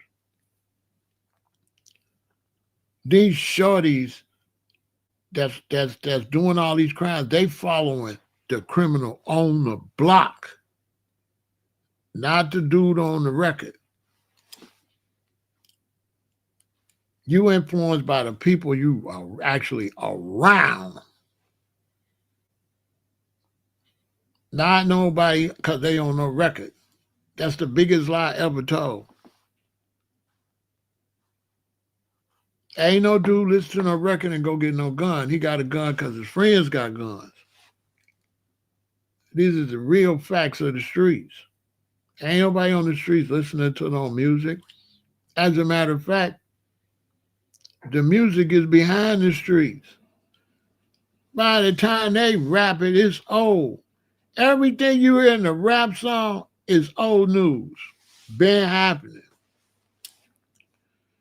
Whatever they rapping has been happening no less than 6 months. Facts. Anything you hear on the record has been happening no less than 6 months. 6 months and longer. And they just getting on the song telling you they ain't making it happen. That's the biggest, craziest stuff ever. The most murders in Chicago was in 1974, like almost 1,000. Facts. Wasn't no rap. Wasn't no rap in 72, 74. Wasn't no rap, and that was the most murders in the city. 1,000. No rap.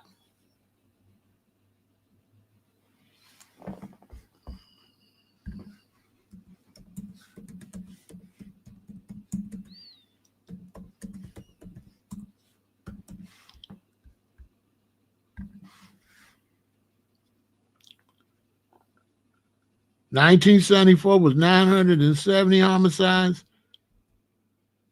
and 1992 was 948. When I was in high school, no rap. There was no rap.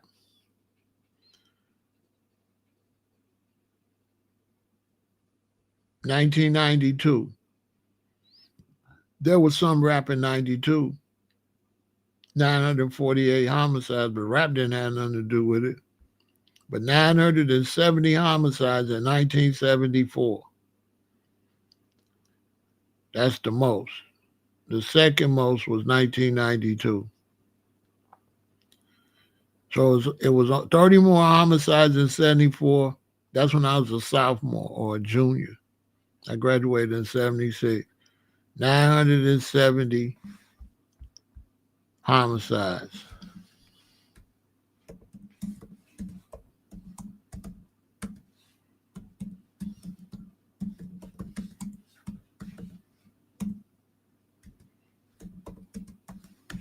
Who was the biggest? Okay, 1974, the biggest recording artist was Stevie Wonder. Stevie Wonder, Barry White, Roberta Flack, Gladys Knight and the Pips, James Brown was the biggest artist in 1974. When almost 1,000 people was unalive. I rest my case. 1,000 people unalive, and the biggest artist was Stevie Wonder in them. See how they be lying to y'all? Barry White. So we was at home getting the guns ready. My darling, I can't get enough of your love, baby. And went out and started, you know what I'm saying? We was at the crib. My darling, I can't get enough of your love, baby. Getting the guns ready. Man, I'm finna really knock somebody down with this Barry White, boy. You know what I'm saying? Oh, hell no. You know what I'm saying? Whatever. I guess we was at home. Here I am, signed, sealed, delivered. I'm yours. Yeah, let me get boy. I'm finna go out here, boy. Boy, let's see. The biggest black songs of 1974. Oh yeah, we was definitely banging, boy. We was at home. That's the time. I feel like making love to you. Yeah, man, I'm finna go out here and lay them down to this Roberta Flack, man. You know what I'm saying? Hold on. What's the other one? Yeah, we was at home. We was at the crib in 1974. We was at home getting the guns ready. Tomorrow, he's leaving on that midnight train to Georgia. Man, I'm finna, man. He think he gonna leave on the midnight train to Georgia, but I'm finna knock him down. Hold on. Let me see the music. Let me see the music that made us go do all this stuff. Hold on.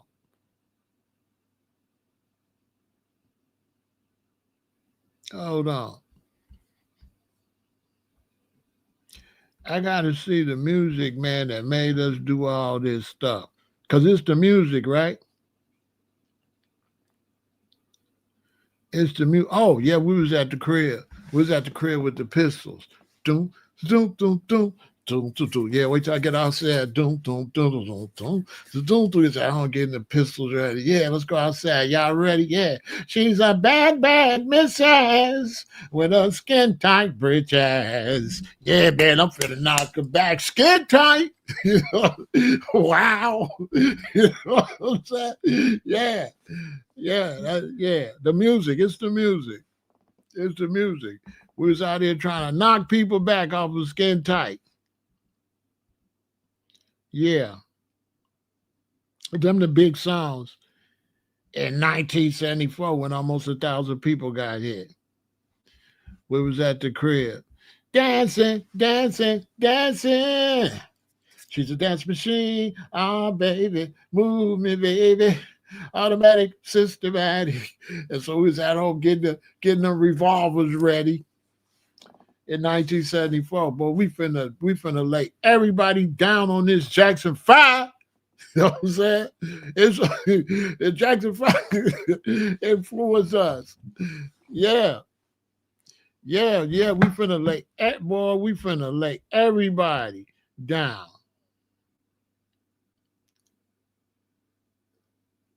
Yeah, we was at the crib with getting the guns ready. Boogie, all right, woman. What is wrong with you? Yeah, yeah, Stevie Wonder and them really increased. It's the music. It's the music. It's definitely the music is definitely the music is definitely behind it. No doubt. We was at the crib, boy, getting them guns ready. Man, Pharaoh, you ready? Man, let me listen to this song about two more times. I'm finna go out here and knock them back, boy. Hold on. Turn that up, bro. I got to get in the mood.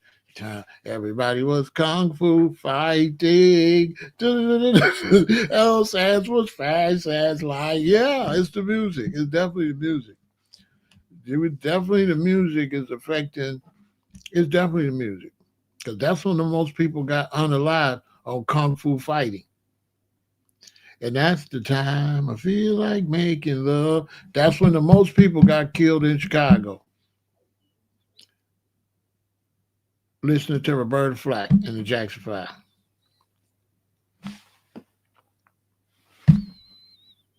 I rest my case.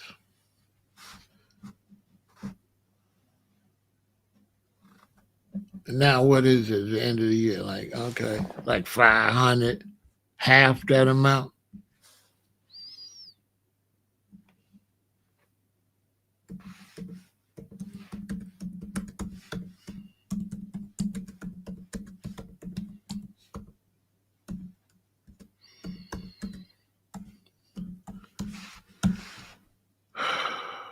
573.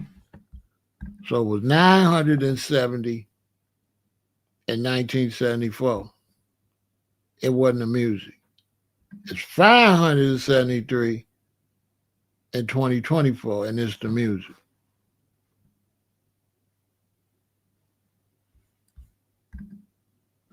Make that make some sense.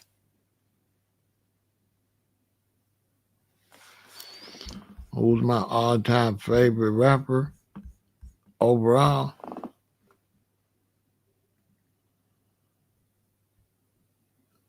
Hey, my all-time favorite rapper, you know what I'm saying, is real simple, you know what I'm saying? You can't keep the black man down. You can't keep the black man down. Tupac. Tupac, you know what I'm saying? The best to ever do it. There's nobody better than Tupac. Who better than Tupac? Nobody. Yeah, Tupac is the greatest to ever touch the microphone. He had the most realest music ever. Nobody got no real music like that. Who? Nobody. He had the songs about black struggles. He had the songs about gang shit. He had the songs for the ladies. Name it. Ain't nobody, you know what I'm saying? When I used to be riding in the car, I always kept a Tupac in the CD changer. Because with Tupac, I could be riding, right? And I could be listening to some gangster stuff or some revolutionary stuff. Then I go pick my date up. She walk into the car. Poop poop. She get in just like daddy. I could put on a lady song. You know what I mean? So Tupac allowed me to like change my vibe depending on how I was feeling. But it definitely helped me with the ladies, you know what I'm saying? So I pull up to the lady, boom, I hit a button, she get in. How do you want it? How did it feel? So I was able to, no other rapper I could do that. I would have to change the whole CD. I would have to play this CD for the ladies, this CD when I'm chasing money, this CD when I'm feeling like a gangster, this CD when I'm feeling revolutionary. All I had to do was put all Pac CDs in there, Pac's music. I ain't had to change artists. I could get whatever vibe he had. He the only one. There is no artist as versatile as Tupac. Period. Who? Name one artist whose subject matter is as versatile as Tupac and had hits like that. Nobody. As a matter of fact,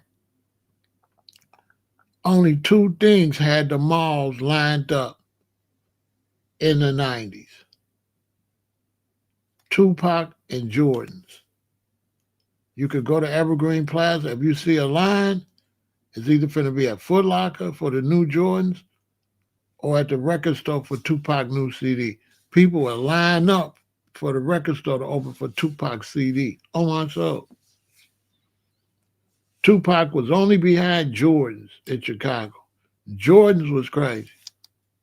Jordans was so crazy that when they released the new Jordans and used to get on the phone in Chicago and call a Foot Locker, the operator would interrupt the call and say, hello, I see you calling the Foot Locker at Evergreen Plaza for some Jordans.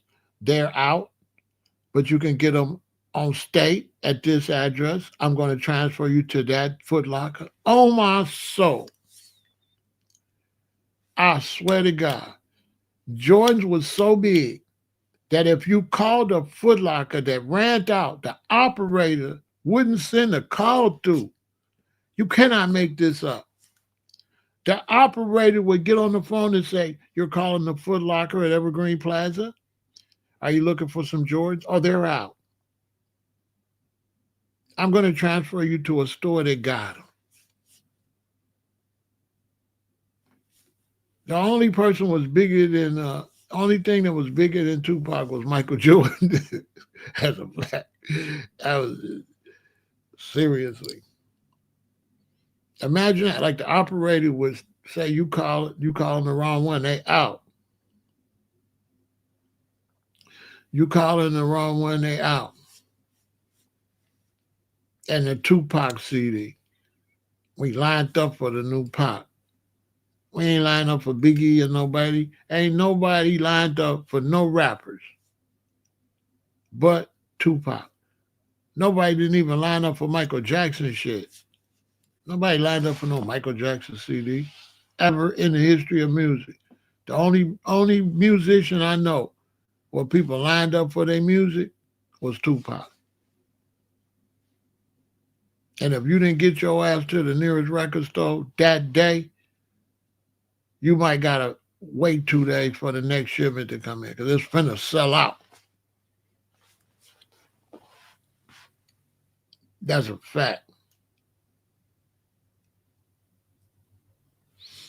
That's an absolute fact. The Tupac, when he got out of jail, oh man, he was bigger than, man, listen. He was bigger than life. I tell you, it was crazy. You had to get there early to get to Tupac. Matter of fact, they had to sign the Tupac CD will be here tomorrow. It was crazy. It was really crazy. You don't see that no more. They had to sign like the Tupac CD will be here next Thursday. They had a date. That was crazy.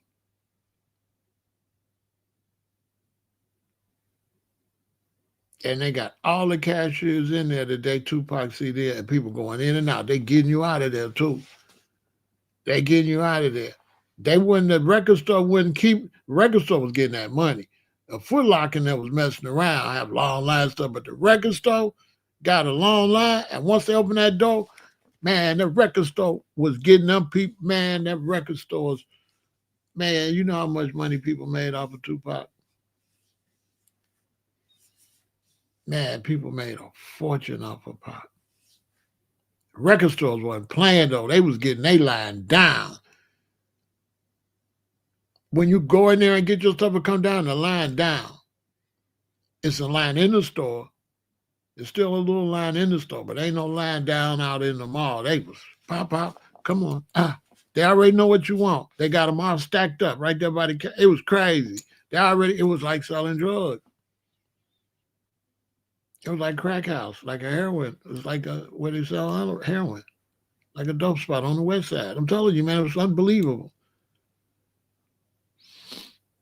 They could sell them faster than Jordans because Jordans, they got to find your foot size. You don't need no size of none for a CD. So bam, bam, bam, bam. They was, oh my God.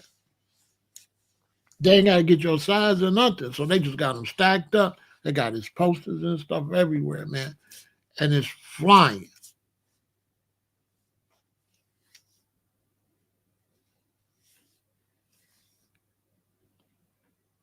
The closest CD I seen to Tupac, the closest artist I've ever seen to Tupac was Nas and Soulja Boy. Soulja Boy and Nas is the only two artists I could compare in sales like a frenzy like Tupac. Nobody else had frenzy. Biggie didn't have no frenzy to get his CD. We went and got him. But when Nas came out, man, I remember I was going to what is called Whataburger. Whataburger had a vegan burger. Nah, Rakim back in them days, people wasn't frantic over CDs. People just watched him mostly on video. They would go get a CD, but wasn't nobody frantic. Nobody was frantic for the old school rap CDs. They would go buy it. Like LL Cool J and all of them. Nobody was frantic to buy those too much. Like to buy it. Because it's going to be there. It's not going to sell out. You know what I'm saying? Tupac was the only one going to sell out. There wasn't nobody running to get Rakim. And then Rakim CDs, they wasn't that good like Tupac CDs. You know, them CDs wasn't that good back in them days. You go get the CD, it's only 2 or 3 songs on there. You know, the rest of the stuff is all filler. Tupac had the CDs had the most hot records on the CD. You know, people's CDs, them CDs used to be trash back in the day. KRS-One, you get it. You love's gonna get you, go buy it. That's the only song on there. Only song on there is the two videos he got on. Like, bro, what is this shit? The rest of the album, fake Jamaican shit and shit. What the hell is this? KRS was notorious for garbage CDs.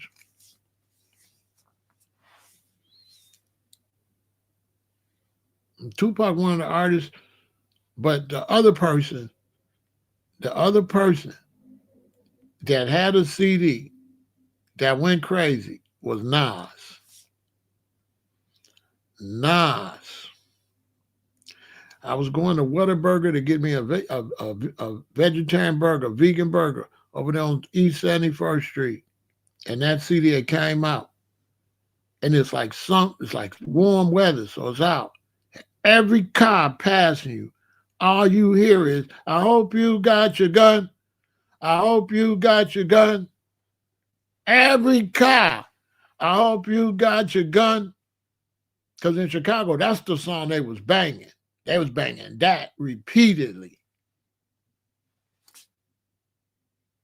Everywhere. The other person was Soulja Boy. I'll never forget it.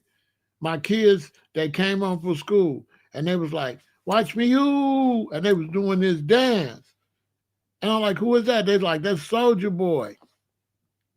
And my kids was dancing. They was playing this song, watch me, you. Watch me, you, right? So we was buying water back in them days. So my queen was like, Pharaoh, we need some water. So I jump in the car and I'm going to go down to Exchange and there's a gas station there. I'm going to buy 2 gallons of water. I'm going to buy some water. Man, I get in the car. As soon as I turn out on King Drive and I get to the light, I hear, watch you, watch me, ooh, out the car next to me. I turn. A car passed me. Watch me, ooh. I go to the gas station. I'm standing in the line, getting the stuff outside the window. Car pull up. Watch me, ooh, watch me, ooh. I said, what the hell? I had just heard the song.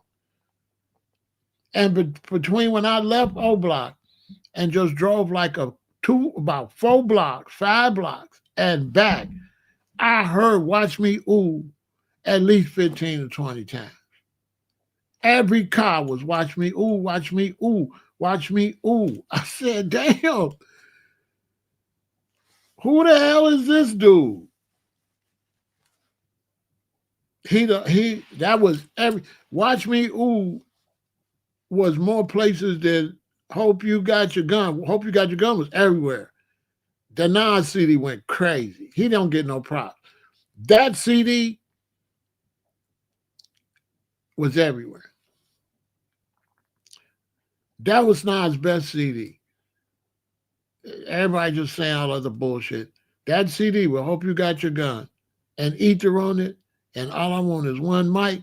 That's his best CD ever, according to the people, according to out in the streets listening. You ain't heard no Nas all up and down the street like that CD. At that time, my queen, she played one mic constantly on repeat. I don't know what it was about that song she liked, but she played it constantly for weeks. One mic. I don't know what it was about it. She ain't even no rapper or rap like that. She liked Steppers music and shit. And she was playing that one mic over and over and over and over and over. It's deep. But Soulja Boy, my kids had just came home to my watch me, ooh, and they were doing that crazy dance. They was jumping on the living room floor, and I was tripping out. They was going to Simeon because they went to school with Derrick Rose. And they had just came home from school, and when I went outside, Watch Me Who was every damn well. Watch Me Who was everywhere. Everywhere. Watch me, ooh. I said, wow, the day they told me about it. Soulja Boy don't get no props either. He the one went to the internet. What Soulja Boy used to do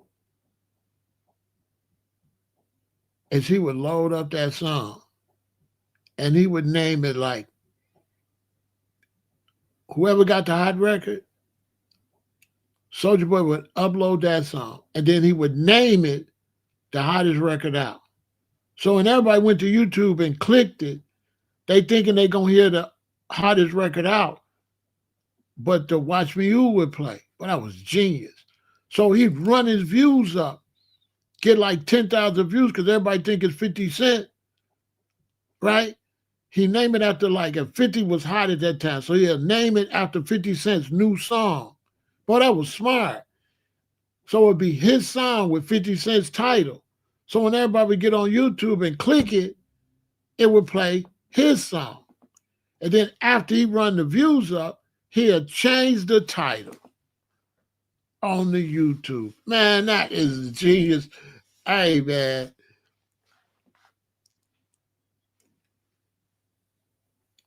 That's genius. I might do that when I drop my single. I ain't gonna lie. I might do that. I wonder if they probably ain't gonna do nothing.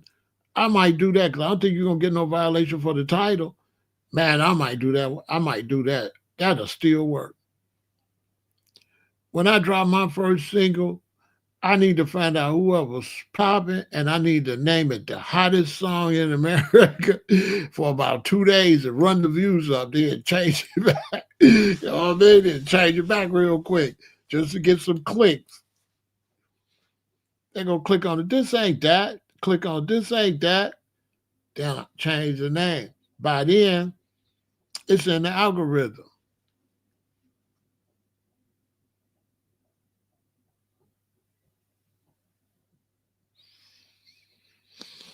Soulja Boy, man, that's a little young genius. Trust me, he's still getting money, but he ain't telling nobody how he getting it. He doing some type of internet something, some type of stocks or something. Yeah, my kids was doing the crank that dance. They was jumping all over the living room. That was the three biggest as far as song releases, CD releases, Tupac, Soulja Boy, and that non-CD. After that, nobody really got that kind of. Nobody really got that kind of props like that. With Michael Jackson, the frenzy was for concert tickets. People bought his stuff, but not frantic like Tupac.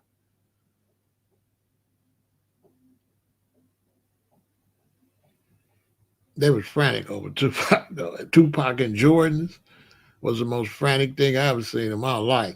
Jordans is number one. Jordans was way more frantic than Tupac. Jordans was frantic. Still out today.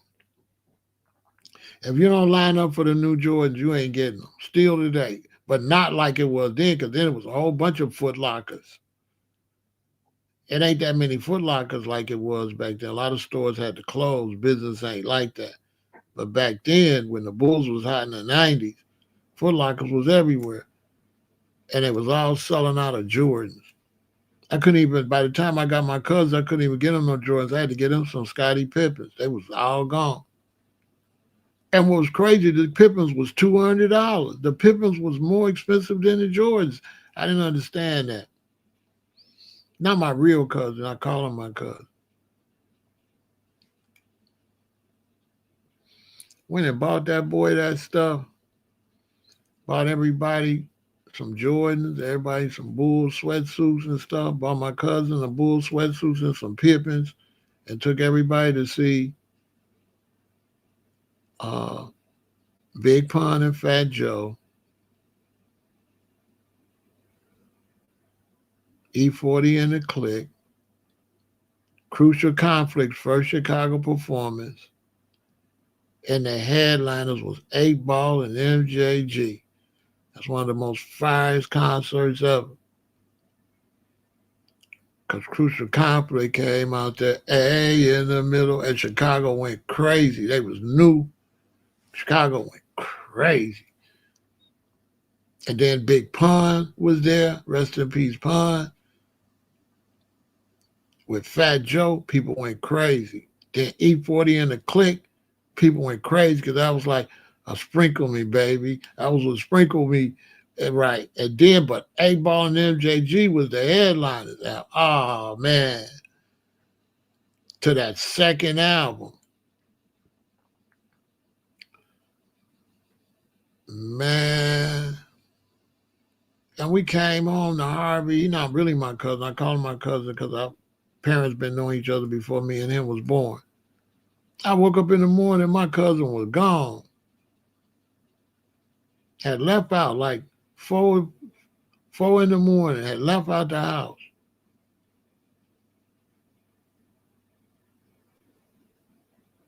Later on that evening, my cell phone rang. It's his mother. Mike. Hey, Miss Smith. When you took Keith to that concert, what he had on? I said, Miss Smith, he had on a brand new tracksuit. He had on some $200 Scottie Pippins and a Bulls hat and a Bulls whole jogging suit on and some brand new Scottie Pippins called. He said, I knew he was lying. He said, that boy came here. He had some clothes, looked like he got out the garbage can. I said, what? Yes, he came in with some dirty clothes, had holes in them. It looked like they got him out the garbage can. He done went and sold that stuff.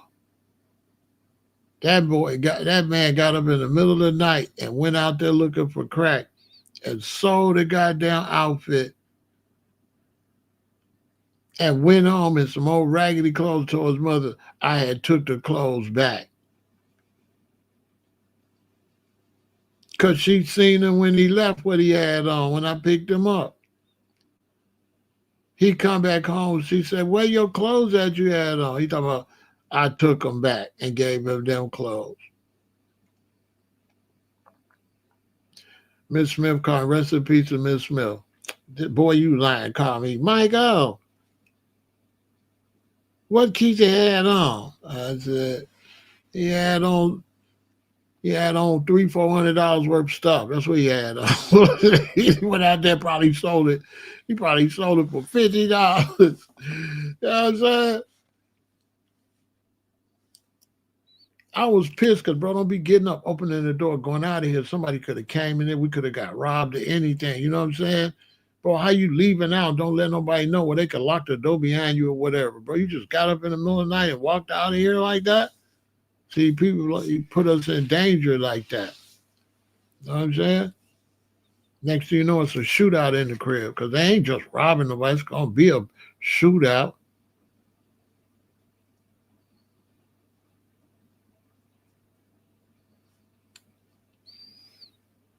And Thunder and Lightning gonna have a little kibbles and bits because I had 2 Rottweilers, especially Lightning. And she wasn't trained well. Hey, that's crazy. She wasn't as big as Thunder, but she was mean as hell. She didn't like nobody. She would have ate some criminals up, and they would have got aired out. Because I used to have a thing in the cereal box, a thing in the shower, a thing in the living room under the couch.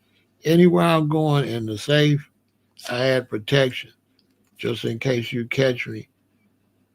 I got something right there.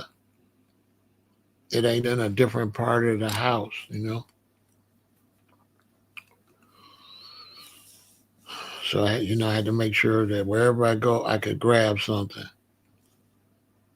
It's a messed up life, you know what I'm saying? It's messed up when you got to make your wife go to the range and practice shooting and all that.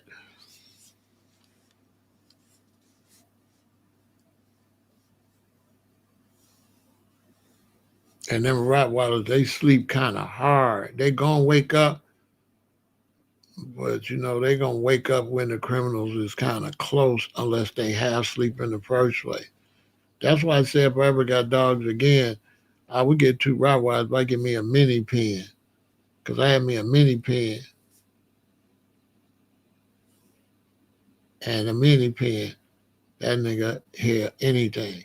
You know what I'm saying? So I said, next time when I get some dog security, I'm gonna get me a mini pen. That's gonna be the burglar alarm. Man, with a mini pen. Close, get out your car and close it up. They're gonna start barking right there. A Rottweiler might not start barking just because you close the door. They might start barking as you come into the house and you get to the stairs. But a mini pen, boy, don't even park over here. don't, it's like they don't sleep hard. They sleep real light.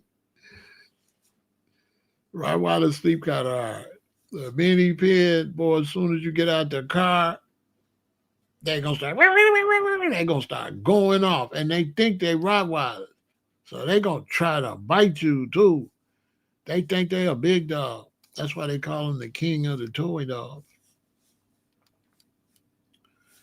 I miss my little mini pen though, but they just hard headed. I didn't know, so I didn't train them right. You got to do them dirty when they little. They hard headed. They will not come or nothing. They won't do nothing you tell them. On my soul. If you wait and raise and train them like you do a regular dog, you got to train them immediately the first day. That's the most hard-headed dog in the world. They do not listen. They do not like to listen at all. They don't care who you is. They're like, I ain't doing shit. You know what I'm saying? A mini pen. Mini pens is crazy.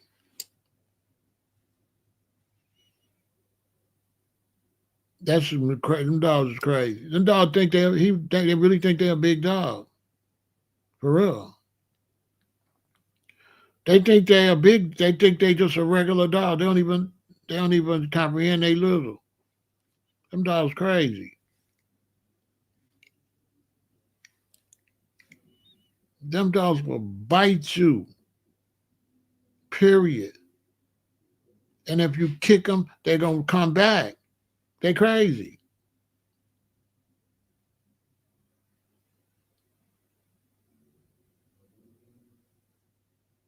And when they growl and stuff, they show all their teeth. They look dang. They look scary. They look way more scary than my Rottweilers. Rottweilers just mostly just gonna bite the hell out you.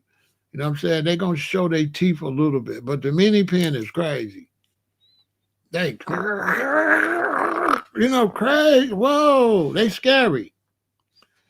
Mini pins are scary when they mad. Very scary. Very intimidating. I bet you won't walk up on one. I bet you won't walk up on a mad mini pin. I bet you. Chihuahuas make a lot of noise and try to look scary, but mini pins look like some kind of gremlin or something when they get mad. Man, that's a mean looking little dog. That's a dangerous looking dog. You thinking if he do bite me, he gonna eat me up.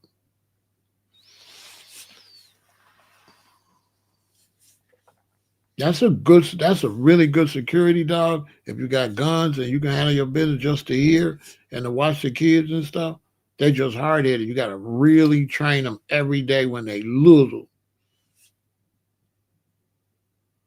And then they're gonna do what you say. But if you wait and you say come, he's gonna look at you like this. I ain't coming shit. You know what I'm saying? Oh my soul. Take him off the leash, he gonna run. You gotta go get his ass. You might have to follow him all over the neighborhood before you get him. They bad as hell. They hard headed. You gotta keep them on the leash. They gonna run away. You gotta keep them on the leash until you gotta train them real early. Take him off the leash. He ain't coming back.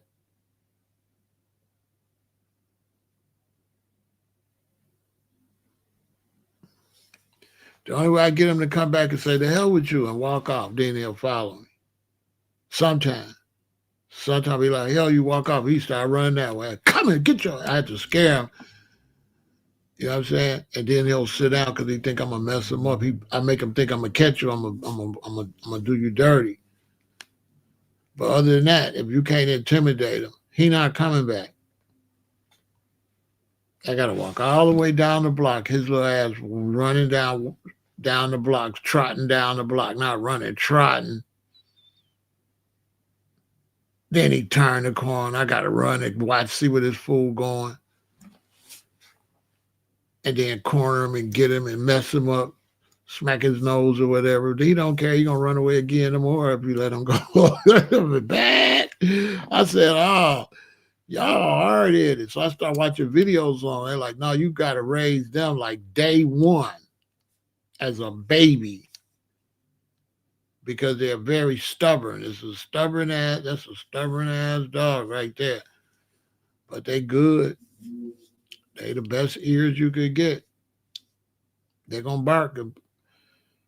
They're gonna bark if the car just stopped. If a car going down the street and somebody crosses the street and that car stopped to let the people cross the street, that mini pin gonna start barking. Don't stop over here. You know what I'm saying? A mini pin is like, don't stop over here. Don't stop. Go. It's like that, boy. You leave him at home with your wife, man, ain't nobody sneaking up on your wife and your kids with that thing in the house. Bet not. That's the nosiest, meanest, stubbornest dog ever. Great security. Yeah, Kemet was hard-headed as hell. Man, that was the second Kemet. The first Kemet, I think he got some kind of sickness or something. I had to get rid of him. And then I got another one. Really, Kemet wasn't my dog. That was my daughter's dog. But when my daughter went to the campus her freshman year, they wouldn't let her have the dog. She had to wait till her sophomore year where they moved her to a different place to have cats and dogs. So I ended up with him. But he wasn't for me, he was for her. So he really wasn't supposed to even be mine. It was supposed to be for my youngest daughter. And I ended up stuck with his little bad ass.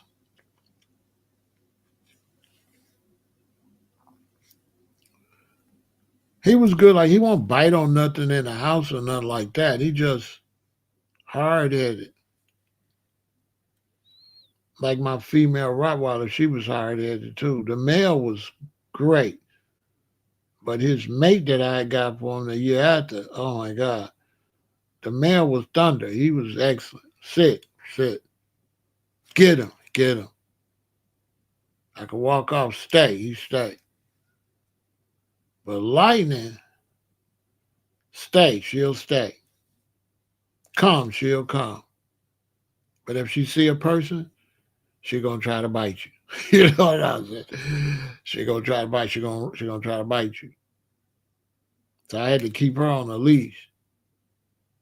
I think because she was a female, she was overprotective of me like I'm a male. So I got them both on the porch, they sitting chilling. She ain't moving, he ain't moving. A dude walk down the street, she take off. I gotta stop, like that. She trying to eat his ass up. A brother in Harvey shot at Lightning. You know what I'm saying? I said, she took off after him. He was across the street. He was a player. He started player running, and he pulled out his thing. Pop, pop. She turned around and ran back. I said, see? I said, sorry, bro. She crazy. He seen her coming. He started doing that player trot. When she almost got out the street on the other side of that, he upped on her. Pop, pop. She turned around and ran back, gonna come sit next to me. I said, you almost popped your ass. Keep playing. I told you to stop. I had to say, my bad, bro. She crazy. She crazy.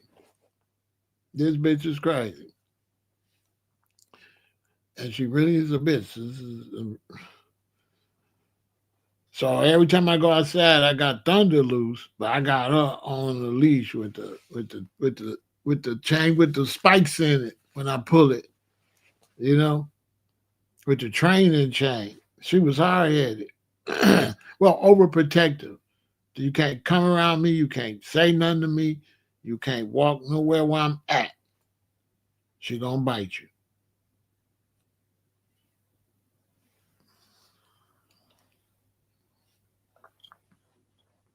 She was crazy as hell. Overprotective. I was working on it though. I ended up getting rid of both of them.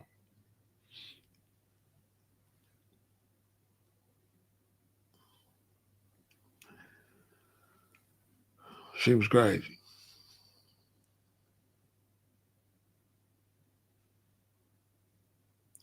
I paid a lot of money for them. They was like really German. They was from Germany. They was from Germany. They was registered with the kennel clubs and all the dog clubs and all that. They was top breeds for sure. I was gonna get a lot of money for them once she got old enough to breed. She was a year younger than him, so I had to wait till she get two. So he gonna be three. I had to wait till he get three, cause she got to be two before you let him have sex. They're not adults till they two. Anyway, that's what's going on with the situation with Ebro. They got rid of him. I don't know what they're gonna do with that station. Who they're gonna bring? I wish them the best though. They got to bring somebody.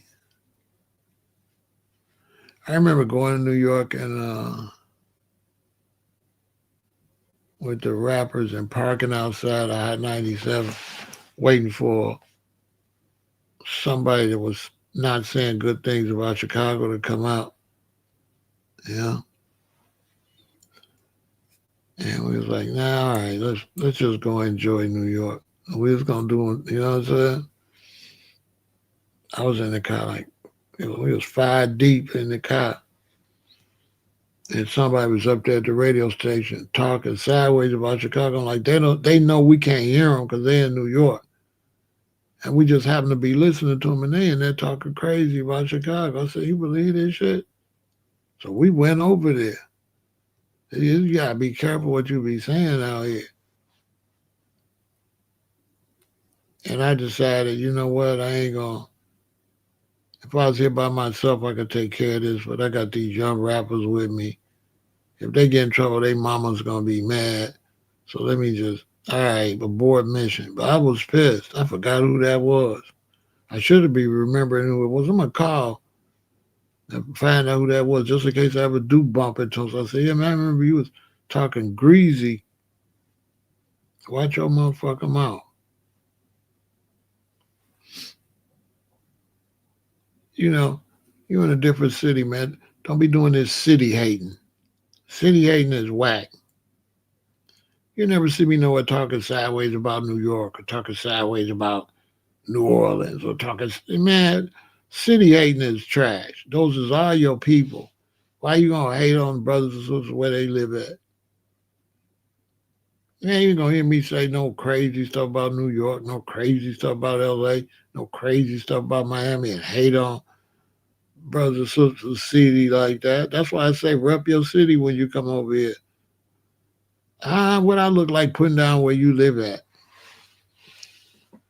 That's crazy. Don't ever do that. Don't ever hate on another city. Throw your city up. Don't throw the other city down. Throw your gang up. Don't throw the other gang down. Feel me? And the hell with these two losers right here. They was negative anyway. Ebro was too mean. He was too grumpy. But we don't want to get up in the morning and hear no grumpy, mean old dude on the radio when we trying to go to work and feel happy. He was too old to be on the radio. And the white dude was a culture vulture, all in our culture, trying to be an expert in our culture.